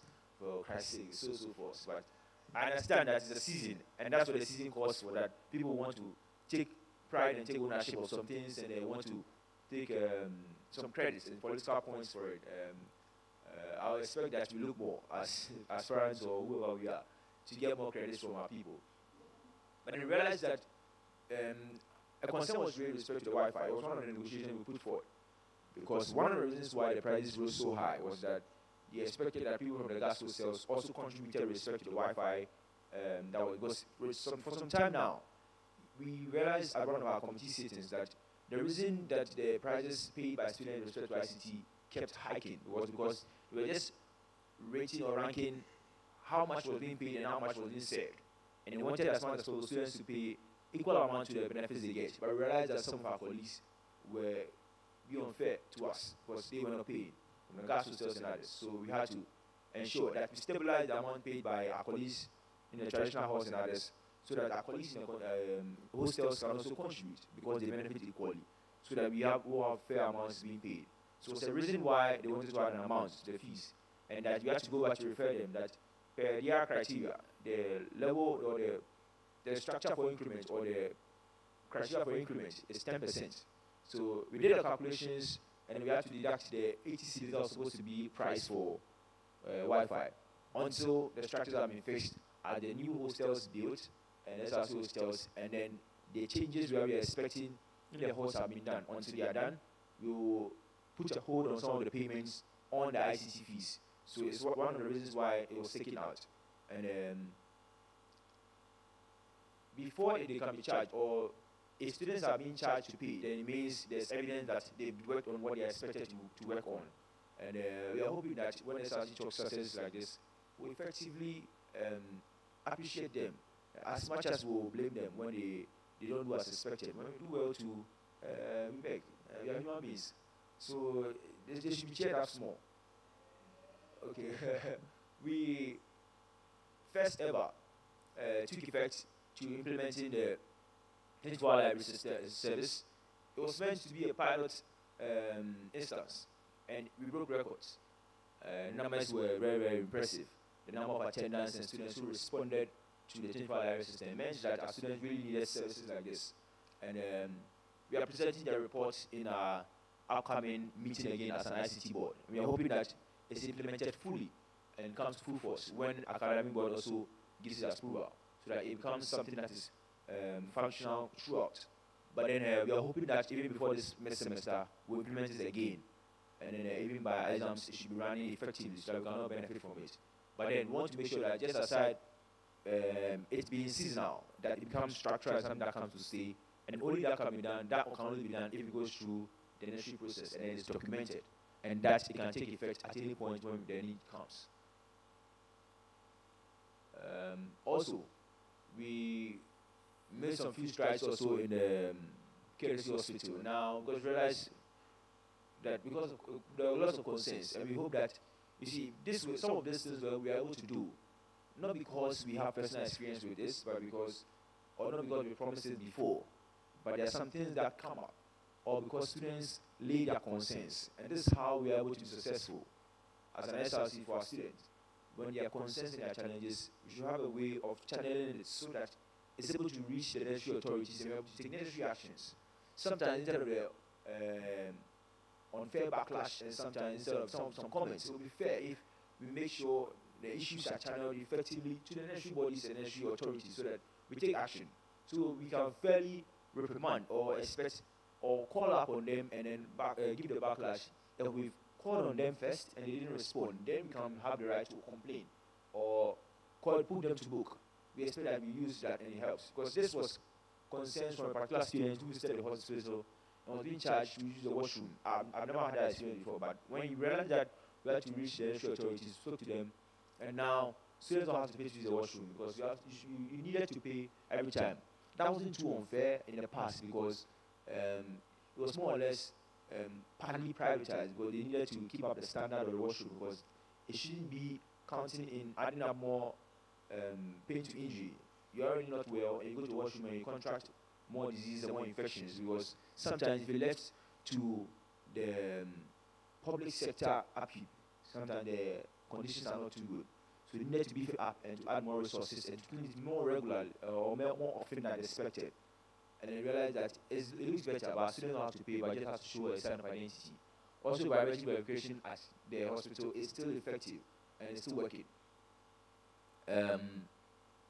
It's helped a few of our students in the past. We are hoping that students get to take advantage of it. Not to say that if you know your reference number, you get and they ask you, say, I'll mention my reference number, I want to use the biometric by all means. It works at the same speed. If you use the biometric, all your details displayed, and they can be able to attend to you as fast as possible. It works at the same speed when you mention your reference number, so you can use any of the services, but this also usually take care of some emergency instances when we can't really difficult to find the person's details. The person has an ID card. There are difficulties in reaching the person's information to be able to help the person. Then we make very good use of this system. Sorry. We reopened the KVN. Our previous one was just a top-up to the previous administration's start. They were able to exhaust it and realize that students needed it, and then they needed to be dispersed fairly and to all of them. But this, we are not going to be in charge of dispersing the funds. We are just taking out the processes it was also picking up and correcting challenges, realizing that sometimes students have to go back home and come all the way to school again. Because lots of them missed the opportunity because they couldn't afford to transport back here, and that needed to be corrected. So we realized that part of the processes should be taken care of while we are in school. If we have to do the interviews and the filling of forms and others, let's take care of it while they are in school. While they are in school, let them do all that. So that when they go home, all they need to do is most of the administrative and the structural work to be done by the SRC and the industry bodies is done. So before you even come to school, you know how much less for you to pay, and you're able to work towards it. Not coming and then coming to now realize that you just got this amount and you have this more to work on. Sometimes it becomes very difficult. So this also based on recommendations from our students and our colleagues to help make the system better. We're hoping that it will happen that sometime to come we'll have to scrape a lot of bursaries and others that become of benefit to our students because of some ineffectiveness of one or two people, but then we're able to help to make it better so that they're able to stay and be sustainable to the end. The first one has been started, the non-residential study area.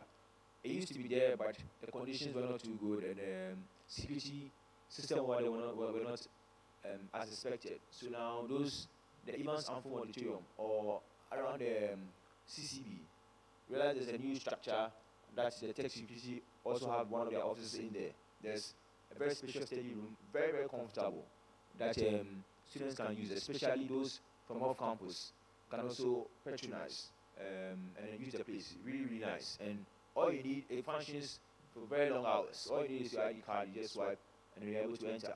No need for unnecessary hassle. We are hoping to renovate the one close to the SRC store too, that's in Ore, near the Club B. As good as that one. We wanted to do that as an SRC with trying to get support, but administration have decided to support and step in. That as good as they did the other one, partnership with some of our local sponsors like Unibank, we can be able to do that one too and give it that raise that standard too and give a very good look out. We are hoping to renovate more places to make more spaces for our students to study and help in their academics. And that has eased a lot of pressure on the school library and a safe and conducive space for effective studies. With regards to help with the editorial board and the club societies, they run a short mentorship initiative with 5 senior high schools just this semester in Kumasi. So there was a short outreach. They went to them, get to engage them. There were volunteers, people volunteered to join and to help the system. It was quite encouraging to get students from KNSC who want to be mentors for their colleagues, their junior colleagues in the senior high school. Very soon we'll be effectivizing the one that is internal. Senior colleagues being mentors to junior colleagues in the university. We've got a partnership for this one. That's why we're able to implement it really quick in no time. We're hoping to do the rest as time goes by. Forgive me if I'm rushing through. Maybe so that I can make time for your questions too. The release of the 34%, I should be proud to announce that to parliamentarians, I had a concern like that finally, you're going to get your 34% back. You're going to get it back. And it's in Fortune. Okay, now this one sounds good. When we read it, we had it to be appreciated. So it was discussed over and over again, and we needed to prove a point that it wasn't part of the IGF. When there was a point to prove documents and all that. For those of you who saw, we realized that in the past week and in the past 2 weeks, I was trekking back and forth from the administration because we needed to make some negotiations to go through. Also because we needed to ease pressure at some areas. So finally, confirmed by the words of the finance officer, and I can say it on authority, because I was there myself engaging personally by his words, that your 34% is going to return back to you. Those who have it taken from you, you are going to receive it back. And he promised me, he gave me 1 week by next week, but I'm saying we should give them 2 weeks because I know my people. And then if it's not done, we can effectively follow up and fight it and fight it to the end, because it's been on record. Our monies are not IGF and we need to get it back. And we are going to get it back. The Scream 2018 too was very successful. We had renowned personalities like Nana Elita, and it was quite inspiring. I was there myself, the speaker and another parliamentarian, an honorable member from Public Hall, and it was good. Those are the people I saw. I'm sure there were other people who were also present. Some came earlier and left. But the program wasn't bad at all. It wasn't bad at all. It's just that I'm sure perhaps because of the timing, we didn't have the numbers of attendance consistent throughout the program. And maybe we'll look at that to correct it moving forward. And proud to say also that the Electoral Commission, with other local electoral commissioners, agreed to reduce their nomination forms. Some have been maintained. So it means this year especially, for a very long time, nomination forms have never been increasing by a city. And others have even been, we've gone as far as even reducing some of them, just to make way and make the democratic process effectively democratic for everyone to be able to participate in that process. In the pipeline, these are the things that we are looking at working in the shortest possible time. That we realized that, I realized that most of our colleagues were coming to me and some other executives or some of us, that up to now they still cannot be able to finish paying their fees. And this is a major concern. That at least it's not deliberate that someone has not paid his fees or that someone has not been able to pay his fees. And we should be able to find a way to support them. So that's to communicate. We started the communication, we are hoping to finish up so that the administration can give some more time. They give them up to some time to finish paying their fees. But then hell, they can't register. But then we are hoping that we fight more so the time is extended, at least either by next semester, even as far, if we are able to get even to exams, we'll try and do that. So that students can get enough time to effectively get to pay their fees, even if it's in bits, then they can be able to do that. And to help ease the pressure on our students and their parents. Because lots of them cannot even study, because it's a lot of psychological pressure on them, because they can't focus, because they're worried they can't pay their fees. And these are really, really real issues. Like, I think with time we need to delve more in issues like this, welfare issues, and how we can collaborate and then effectively solve it. How we can reach out to corporate bodies and help our students. The truth is, most of them I really, really need, like, really need. And you visit some of our colleagues, those of you in the various constituents, you can visit some of your students once in a while. Some of them, even the food they eat in the rooms, no one needs to tell you. There's enough evidence to say that our students are struggling. And we need to find ways to support them really, really well. And finally, we're very long awaited. Ifyaku will be launched very, very soon. And we've gotten the talks through. Our first efforts, first premier efforts, we were hoping to do a long ago. Our first premier efforts were not too successful because most of our hopes, where we banked our hopes, were not too good. The response wasn't too positive, even though it was very good from the beginning. At the end, they had to be blunt with us and says it was very, very difficult. So we had to fight again, use other channels. God being so good, we are hoping that we get a final response and that there will be some support and sponsorship. Like I mentioned earlier, we need more of this to support our colleagues, our females, our males. Realize that most funds, it was difficult for our females to come out. We want to have one that makes it not too difficult. We try to run away from the fact that if you need it, you have to only come for it because you need it. But that someone won't come for it because he needs it, but is uncomfortable with the situation surrounding the funding. We can't just decide to ignore it, but we need to find a way to still help them because they need our help. In the pipeline also, you look at the parade grounds, there's a SRC notice board. Now I realize that most of our issues cropping up was a major issue that surrounded around communication, and publicity. So we want to diversify our angles of publicity and communication to students as an SRC to cut out most of our challenges that we've had in the past. So we are renovating, look at the parade ground, there's an SRC notice board that doesn't look good in shape at all. It's really bad. And we want to get support through. We are hoping to get that renovated really, really soon. And then that's the notice boards and a few others around that, if need be installed. We are going to install the suggestion boxes at the vantage points on campus, especially our halls. It's going to be done really, really soon. And then the SRC Inquiry Center. What we are looking at building now is more like a front desk for the SRC because it was difficult for students. Most of them have to always come to my room or my other colleagues' rooms. So we want to formally have a place where you can lodge your complaints, you can go for inquiries, you can call in. There's someone who is ready to answer your questions almost every time. The space has already been secured. We are just now renovating the area. That's going to be a place in the SRC hostel that you can always visit 24/7 to lay your complaints, to make inquiries, to get information, that you can call in and then get information that you need at every point that you need to. That's also to help in communication with regards to bridging that gap and then in publicity too. In the pipeline too, that's what we are looking at uplifting the face of our summer house too. Most of them are really incomplete.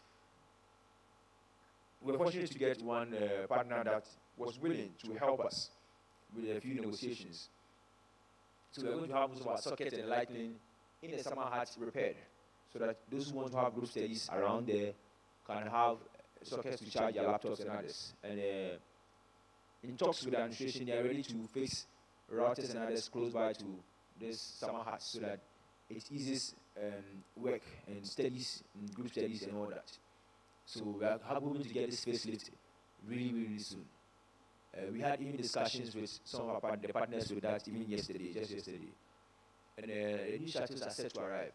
We've been waiting for it for too long. I think in one of our discussions, we kept hitting hard on the vice chancellor that the postponement has been way too long. It's always been postponed, and we are tired of this postponement.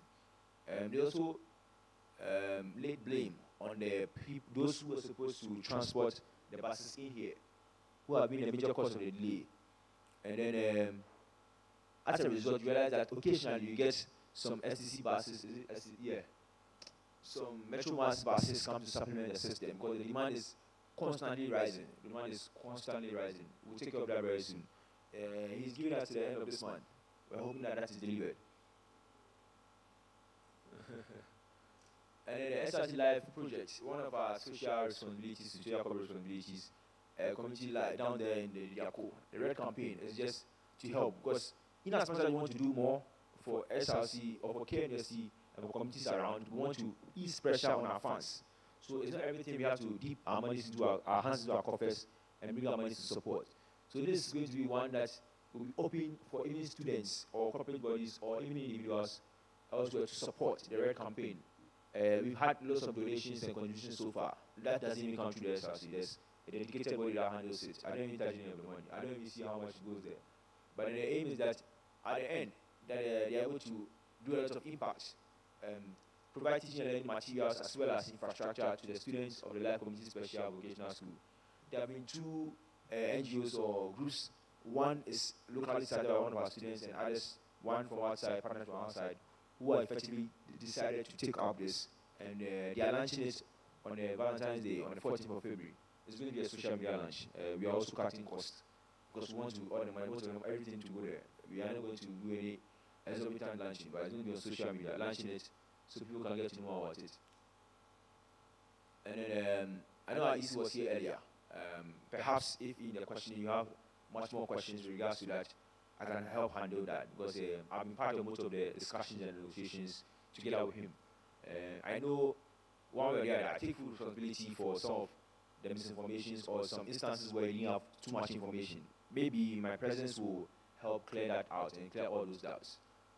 We're ready to do that and solve that. So the timetable has been released. I know most of us have seen it already. It was mentioned earlier about the whole elections, one that was pending. That is being corrected. We need to have a whole election this semester.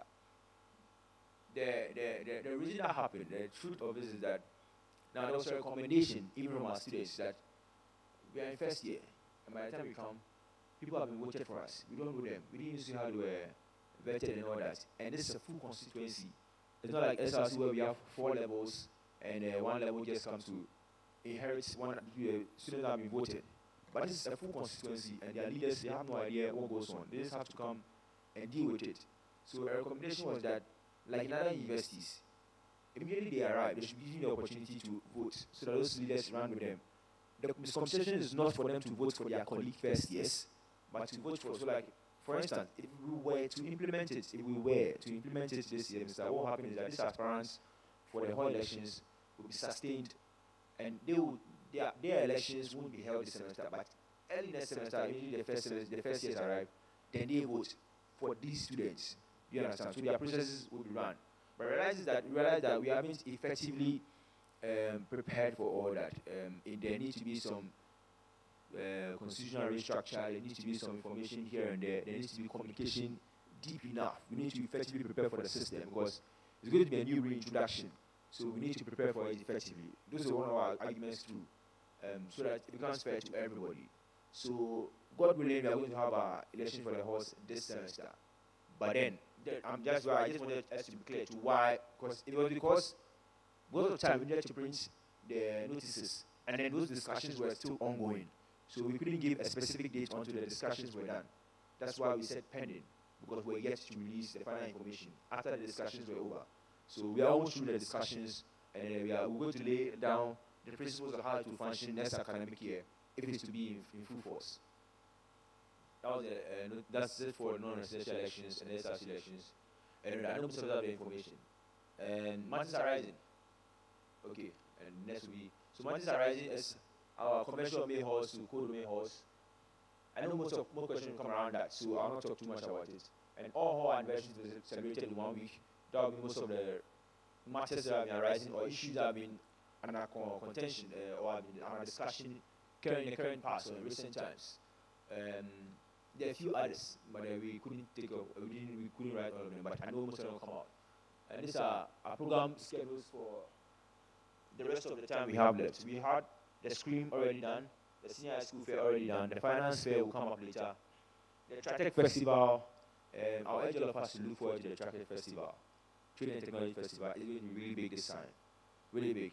We've got even a request to even make it a whole Kumasi. So people even outside the walls of KNSC want to be a part of it, to also get to engage in the innovation activities and also get to display. So we get to learn from them also, and they learn from us too. So it's going to be very big. Promises is very big. We're going to have the Art Festival as big as the Charlotte here on campus KNSC. So we expect lots of participation, especially from our colleagues from the College of Art and Built Environment. It's more specific from the Faculty of Arts. We expect more participation from them too, more cooperation to become a really, really big one. The farmers market too is going to be really big, and we expect also more participation from our colleagues from Agric and Natural Resources, and even other colleagues who are in most of the marketing and sale or even production of agri produce. We realize our students are making use of this. And their challenge wasn't about how to work on the farm produce and all that, but the marketing. So we wanted to give them this exposure to it. We'll have the first bit of it during the food festival that's yet to happen, so that there's a good platform for that first, and then the farmers market will happen effectively. You get to see our students who have been struggling to make time to go on the farm and go to lectures to get produce and sell and still sustain themselves on campus. You see most of them, what they are doing, some in animal production, some in crop production, some in the trade and sales, some in even IT marketing of agri produce. You get to experience all of them. Like I mentioned earlier, we're going to have our Tech Talk, one of our biggest edition, and the live project, like I mentioned earlier, our SRC elections will climax our work as an SRC. Conclusion, before this, I'll say that others have crawled so we can walk. People have walked so we can run. People have run so we can fly. Others have crawled so we can walk. People have walked so we can run. Some have run so we can fly. This is to imply that wherever or whoever you are and whatever you do is because of the contribution of one or more people and their efforts in the past. So we owe that responsibility to ourselves and posterity to do that which will help them and that which will count in helping them be who they want to be. In reverse, I'll say also that if you can't fly, like Luther King said, if you can't fly, run. If you can't run, walk. If you can't walk, crawl. But whatever you do, make sure you keep moving forward. Whatever you do, make sure you keep moving forward. If you can't fly, run. If you can't run, walk. If you can't walk, crawl. But in whichever case, make sure you keep moving forward. We go forward, only forward. This is by Stannis, the Game of Thrones. And as we work towards the pursuit of our goals, it's my hope that God grants us the courage to change the things we can, the serenity to accept the things we cannot change, and the wisdom to know the difference. As we work toward the pursuit of our goals, it is my hope that God grants us the courage to change the things we can, the serenity to accept the things we cannot change, and the wisdom to know the difference. Thank you so much, honorable parliamentarians, and God bless us all.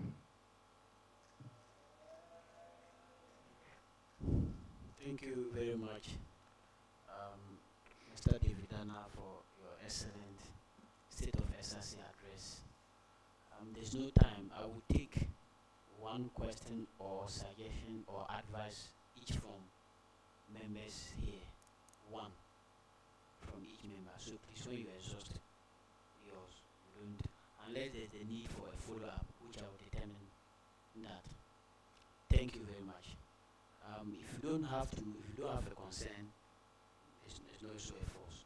So I start with Honorable George. Thank you very much, Right Honourable Speaker of the House. His Excellency, thank you very much for Please your time. accept just one question, advice, or concern. There's no time, please. That's great. I'm actually here representing Unity Hall, so specifically, I'll hit it from the angle of Unity Hall in the interest of members from my hall. Thank you. His Excellency, first and foremost, I would like to find out if it was your first time hearing from the Dean of Students from his announcement at the first SCC service. Well, please, was it your first time getting to know that Unity Hall and then University Hall is going to be changed to as used a codomain hall? And then if it was your first time, give us reasons why it is your first time. Thank you.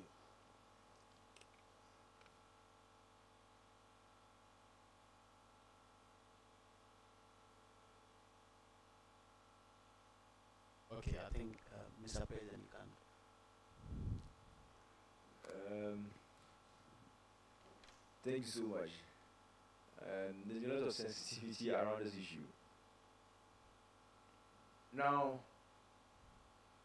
with issues or recommendations around mixing our meal halls, there are issues that are not new to us.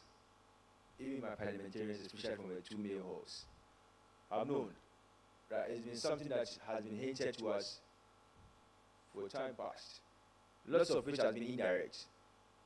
But as to a final decision by the university, finally, with no reconsideration to effectivize it, I think at that service, the reason it wasn't clearly mentioned or by most of us, said the Dean of Students,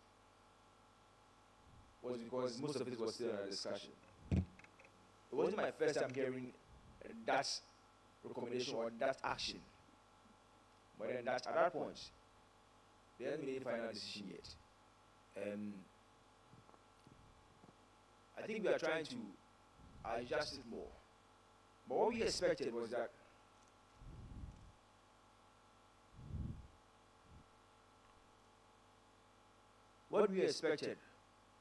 that usually, diplomatically, what happens is that until you have final decisions, you don't communicate, or you have a way of communicating.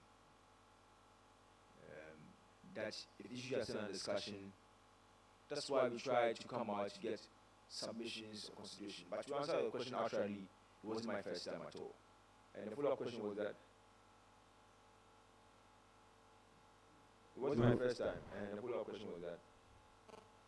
Yeah, I just wanted to find out if it wasn't your first time, when actually did you get to find out? Did you get to know at what setting, at what meeting? Okay. Now, being straight on it, like I said, it wasn't my first time. But then that, in several occasions, it's come up. Like I said, lots of instances in the past, it's been hinted. The recent past one was a recommendation to make that pass because there was an intention to meet up standards nationally with regards to balancing the number of males to females in our university. In the past, there have been several reasons to which that came up. Like I said, the recent past one was in one of our meetings recommendations. It's not false that in meetings like this, there are representations from students.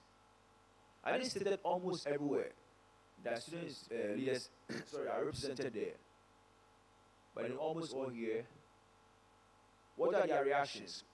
What are their stance on this? It's never mentioned. All I said is that they were present. But also to take note that our leaders will never relent in fighting for us. And that in all instances, we'll make sure it's in the best interest of students. In the very best interest of students. So let's take note that we'll keep fighting, regardless of the fact that in most instances we remain in the minority in most of these sittings, in a very, very small minority. So it takes a long fight to get it through. But let's take note that our leaders will never relent in fighting for our interests or in our interests on any day. As you have mentioned, one of our very big strides so far, one of the main arms of government in this administration, that first ever, the Src Judicial Council decides not to take filing fees. We realize that, and that's why in recent times, we realize that there's been lots of issues or cases being handled for students, on behalf of students. Students being listened to, and a lot of justice being fought for on behalf of students. Because the JC decided not to take filing fees in this committee. In the past, it was a hindrance to people exercising that right, and then being able to take advantage of that opportunity for the democracy to prevail.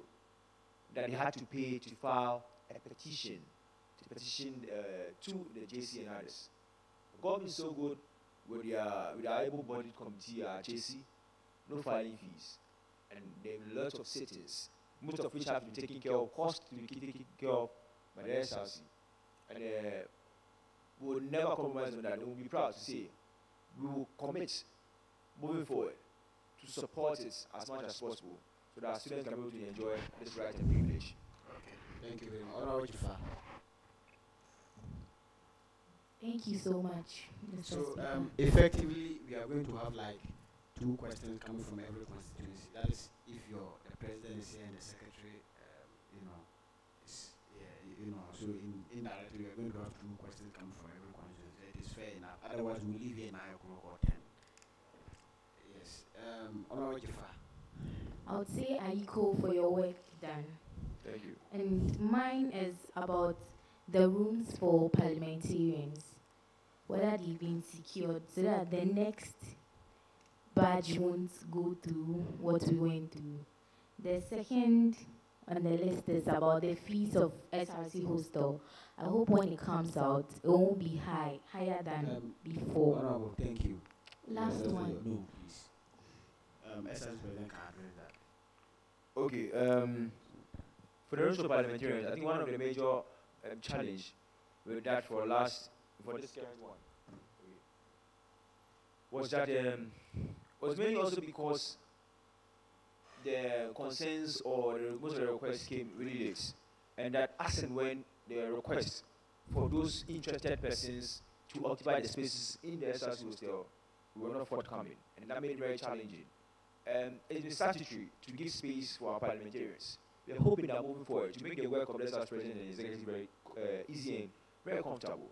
Let's respond. If we are being asked those who are interested, let's respond in time so that we can be able to, our needs can be taken care of. Also, so the SRC hostel, I think it's okay. I think it's good that you brought my attention to it. We'll work on it to ensure that it's also really affordable. That you go to justice, you have to fight and make sure that we are being fair. We have made others to reduce, yes, we should go to give very satisfactory fees. Thank you. All right. Honorable Dennis. Thank you very much. Right Honorable Speaker in the House. I think I must commend the SRC President so far for his work and how he's led the students' front. I would demand some clarifications from him concerning some misconceptions on the minds of students about some reps going to New Jersey, Ramapo. I think we are having various representatives from various constituencies here, and it is our responsibility to carry the message to our people so that their misconceptions would be informed. Nonetheless, I would propose that the time for the SRC elections is restructured in order to favor even delegates who would vote in the local news election, because we've been witnesses to the fact that most times during revision week or a week to exams or so, that's when we vote out these kind of intensified elections. So if anything could be done about it, I would lead your office that you restructure the time. Thank you so much. Okay. All right, thank you. We have to follow strictly the timetable that we've given. I think it will be really help us, and the timelines really favor everybody. It's just something but we'll look at that to the news elections and how the timing can help. I think I'm happy that once in a very long time, very often we get commendations and people are happy with the work. Sometimes you don't get that good feedback often. But then on the trip to Ramapo, that's something that's been in effect for some time now. This is not the first time. That there's an existing bilateral relation between the KNUST and the Ramapo College of New Jersey, that's the United States. And that bilateral relation, as part of it, their leadership and their students come down here to KNUST to interact and to learn from us. For those of us in the social science, in the health sciences, more often you see some of their students come down and they partner and work with us in our various colleges and our work. Some of them get to volunteer in our hospitals and others. That's part of the bilateral relation. As part of it also, we get delegations, representations from here. I think the last time the student leaders were here, they were even part of the parliamentary sitting. They came down here, that was the previous administration, and they experienced the parliamentary sitting, they were really impressed. But this specific one is in regards to the bilateral relation or the visits with the leaders. So we'll have delegation. Last year, even just the media part of the administration were able to go. But the intention was this year was to extend it. We get as president and secretary go, but I extend it to the colleges because they represent the particular colleges and mostly about the courses of study. And this bilateral relation is very effective. So for the first time this year, we are having college reps and to be part of the delegation to represent KNST. And then it's one person per college. And also because of their emphasis on balancing respect to gender and the feminine side also, we wanted a very balanced front. So the number of female, as much as possible, should equate to the number of males. So that's why we get representation from various colleges. So if you look at it, some colleges have their presidents going, some have their secretaries going. It means next year, those who have their secretaries go this year, next year the president is going to go. Those who have their president go this year, next year the secretary is going to go. So that it alternates this time, it alternates and it helps the process. Also, the relationship is such that it's supposed to help to learn more about student governance and leadership so they can come back and impact to their various constituencies and various constituents so they can also get to learn and get that experience and exposure. We are hoping that will be effective. So when we come down, our student leaders won't forget to pass our information and the learning experience to their colleagues and to their students whom wish to lead. This also to add, before I forget, that as a parliament, we hope that most of the answers given here, most of the questions answered here, we won't keep hearing the same questions and demands from our students outside again, because we hope that representations like this are made. That's the reason there's a state of SRK SRC address. That's their representation, because we can't always get to meet the whole student body at one gathering. That's why we have representation. So we should try, please. Let's get the information to our students. If they have challenges, and let's make, I've been saying this almost every time, that we make ourselves available for them to interact and engage us, so they can get to address most of the challenges. So that it's not always the expectations of the SRC alone to answer questions and to clarify issues. That we try and come in as and when they need be, because we try to furnish us with information and answers. Honorable Noble.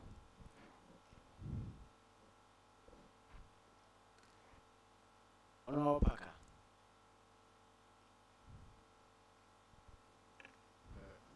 Thank you very much, Right Honorable.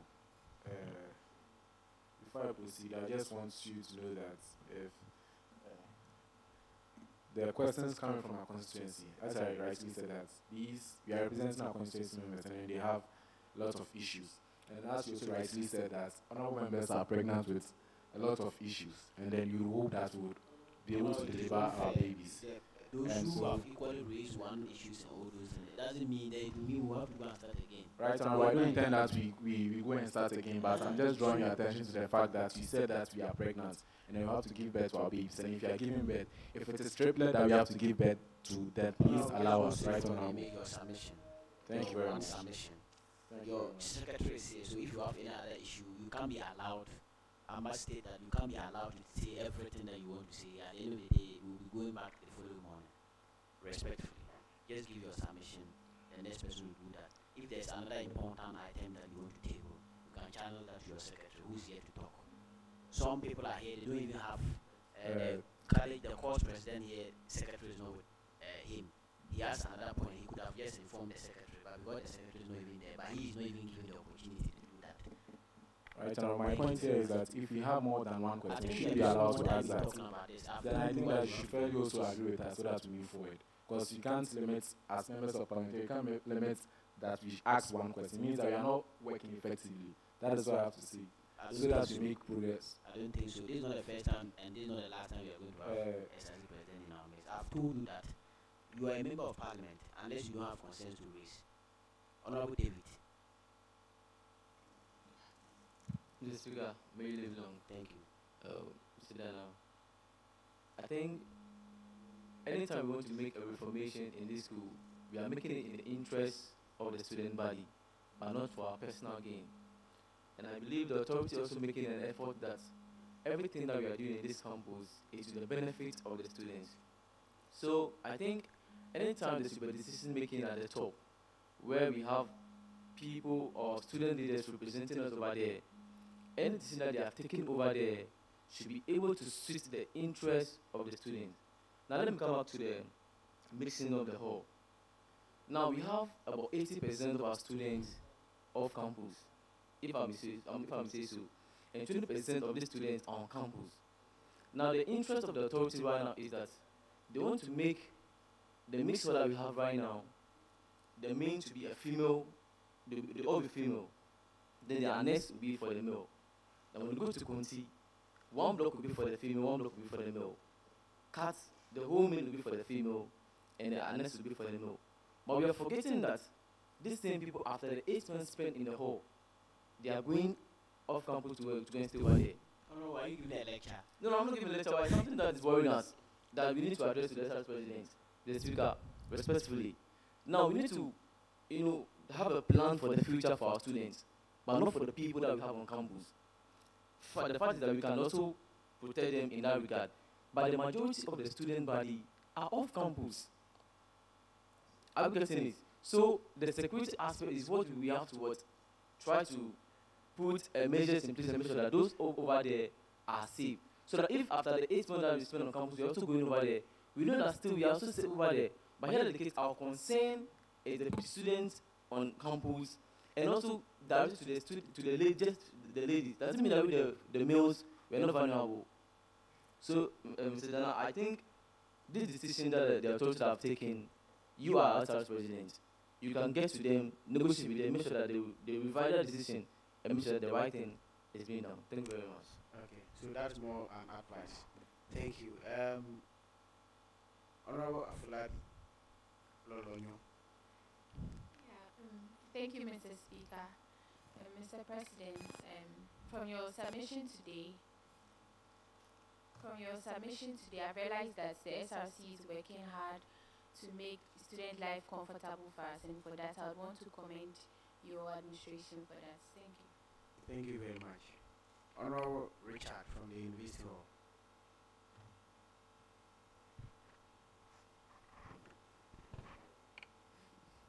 Thank you, Mr. Speaker.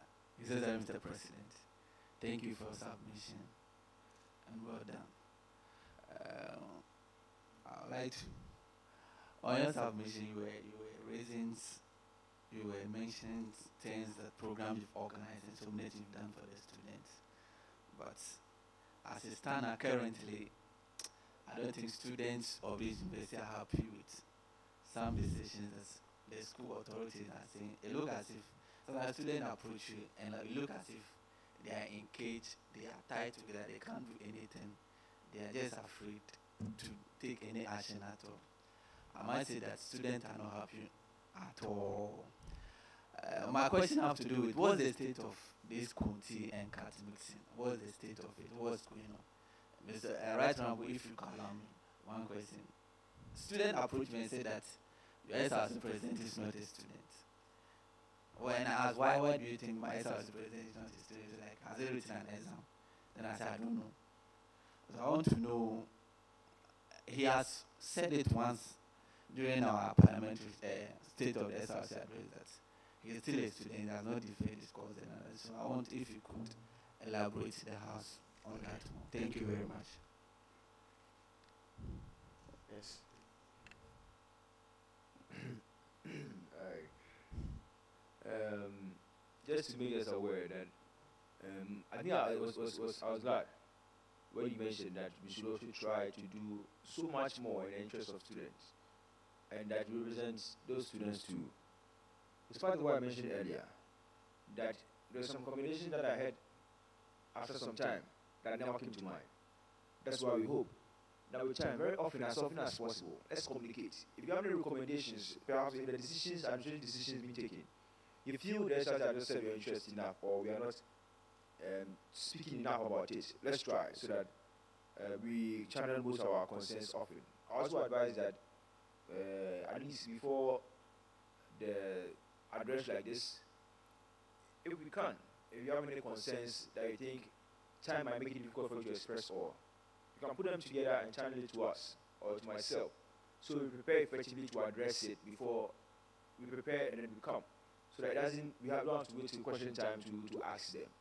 That when we are able to even get some of these questions or these requests earlier, even before I come, I could have prepared to address them to your satisfaction.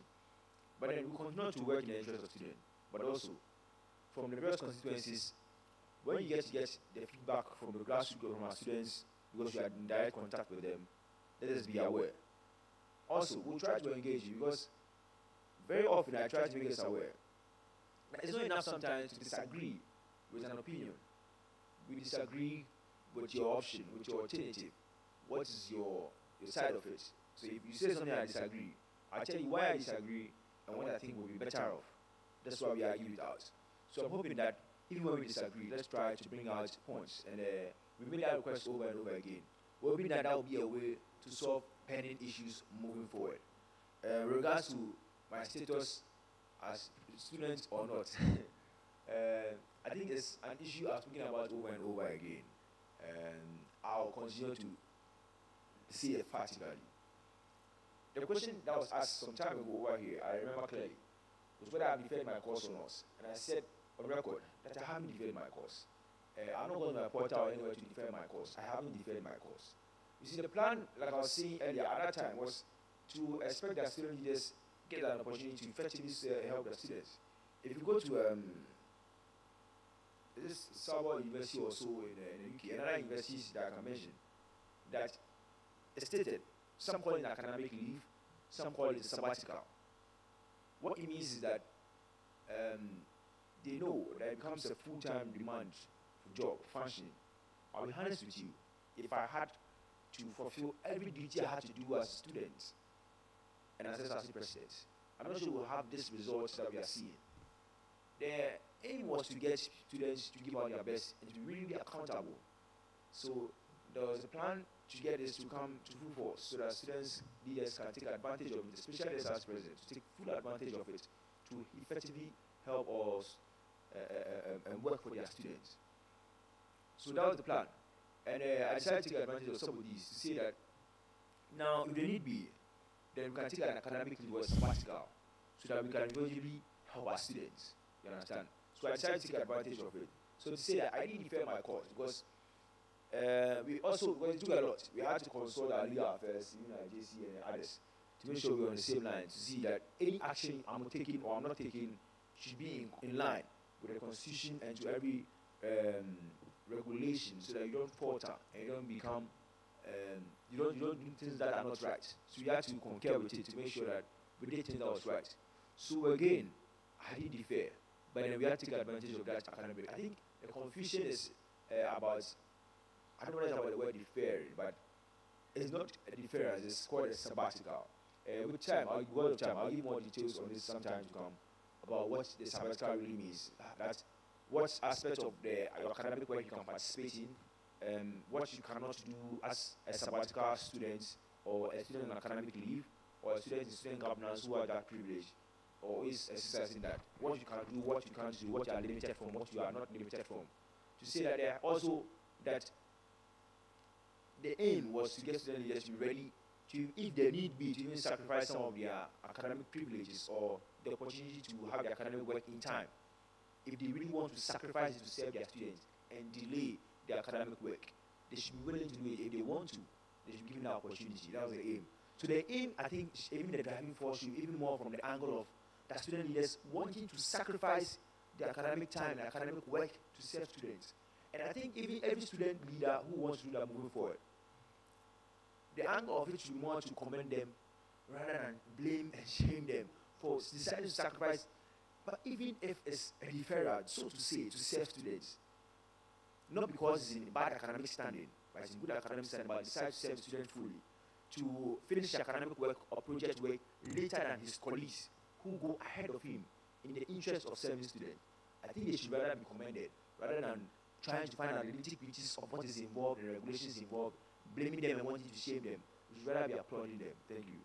Okay. On that, Elon, before I take you, I think that I haven't had some interaction with the vice chancellor. He did also said he think that we can possibly make some provisions in our constitution. Either that we are looking at the constitution itself going under amendments, and because there have been a lot of things around it and a lot of suggestions in the past pipeline as to what we have to do about it. So there's a suggestion that we can also look at it and put it there. We can always take the lead in doing something for some universities to copy. This is a very nice thing, so that it become optional. And it isn't that when you are SRC president automatically you have to undergo it. It's optional and it's self-explanatory. I can even tell you that this idea came from top down, there down. You are deferred as a student when you write a letter yourself and you give out stating the reasons why you want to defer. He said he has not done that.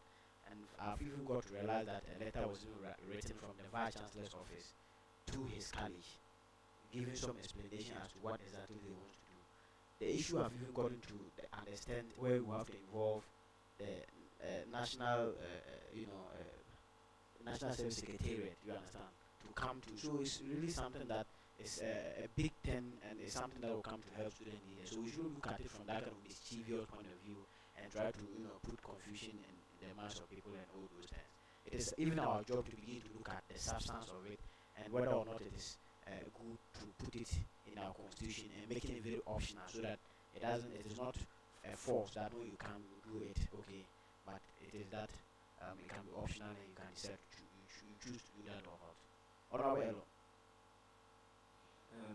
His Excellency the President, the Speaker of the House, there is an academic rule stating that students can't register their true courses within a semester.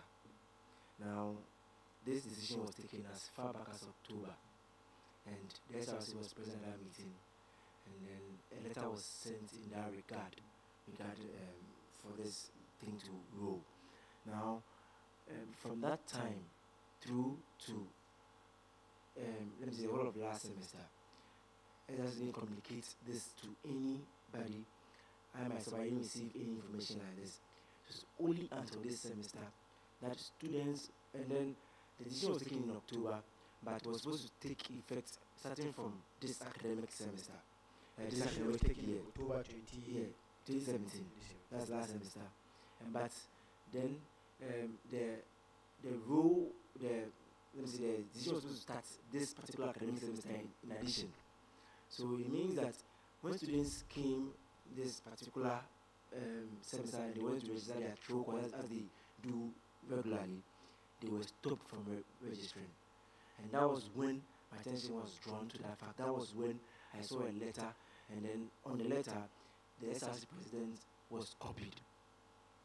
That means that you received a letter like that. This brought a lot of, because most engineering students keep training courses, and they register in that particular semester that they through in the next year, so they can go through it as normal classes and write. Now, most of them didn't know this early, so then they didn't even write some of the courses. For example, final year didn't write in doing the research because he feels that he can register during that semester because it's much more free as a final year student and go through the course. Why did this information lapse happen? And when were you going to tell the entire student by their Okay, before that, let me put it on record also that by the time the decision was taken in October, you stated even receipt had already been written, so no one could have written receipt. But then again to say that when information came out, we printed it on every notice board I don't know if you didn't see on every notice board, every college, every hall, every those in the halls, you realize it was there. Every notice board. And if you read down where it was copied, you see there that on all notice board, so we have to take that action. What we are realizing is that sometimes our students don't read too much on the notice board. So we will decide to add up our diverse ways of communication to students. If we have to, again, draft it in the communique and send it around, or put it on our website again, we'll have our website very, very soon. Put it again on our website, we'll do that. And then if we have to find ways to communicate to, one we will also do is to communicate to the student leaders again, directly, so that they can communicate to your constituencies. But I remember especially that one that was on every notice board, way back, last semester. But the unfortunate thing was that the aim of it, I don't know, maybe it was not clearly stated that I can't really start during the academic year.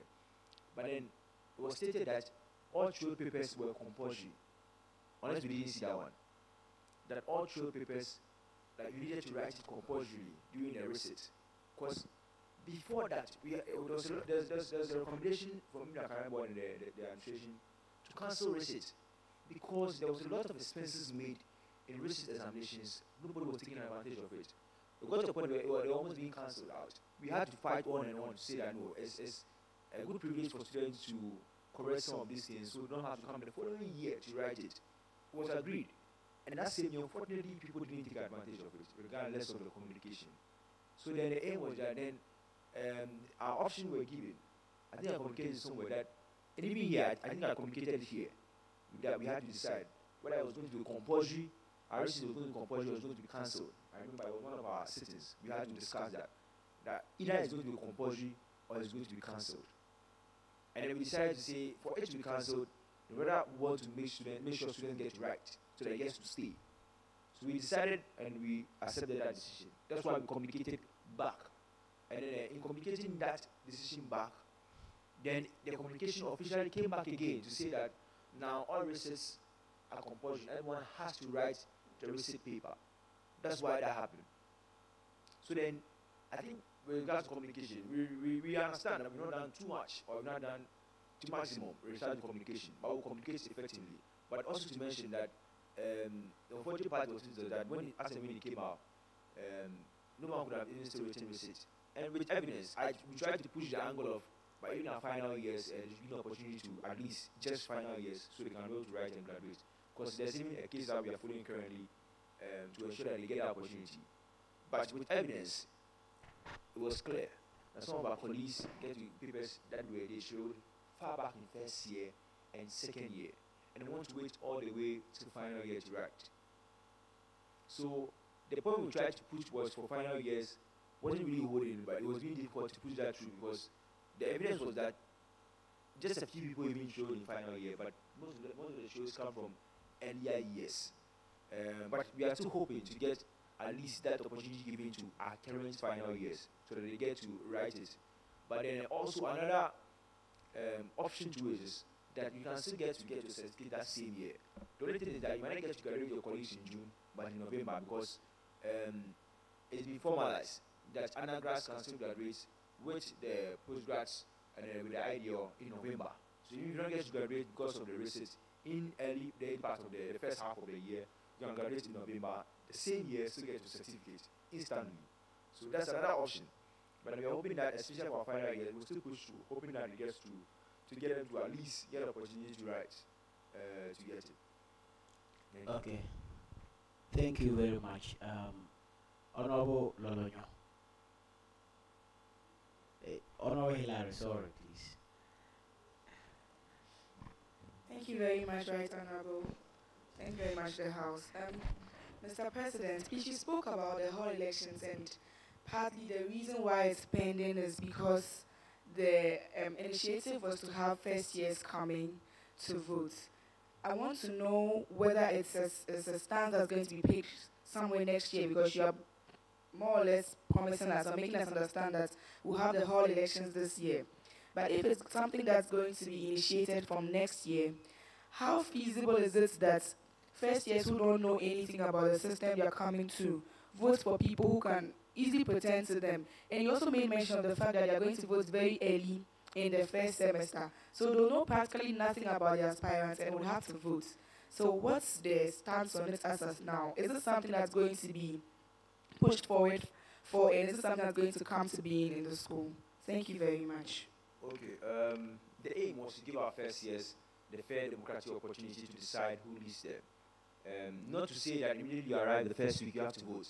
That would be very, very unfair. But then, rationally, you have to do what is rational to get them, give them a fair opportunity to experience the whole electoral process and still get to vote. I know in most cases, even the leaders we vote for, we have known most of them to the final semester. But that is to say that it's going to be vetting, if it's going to be reading a manifesto or the opportunity to engage their leaders directly so they get to vote for them. It wants to give them that opportunity. It's still in the outlook. If you have any recommendation, you have any suggestions, it's still welcome. But then that's the aim, to give them that opportunity to also effectively exercise their rights, because it was a concern from them. You get it? It's a concern from them as first years that they came and then they have to come and live with leaders who have been elected by people, like someone elects the leaders for them and leaves. So the person uses his own metric and how we knew them to elect those people, and they have to come and deal with those leaders or live with them when they arrive. That's the recommendation. If we think by any means it's very unnecessary and we need to strip it off, let's hear them, let's hear the reasons. Like I say every time,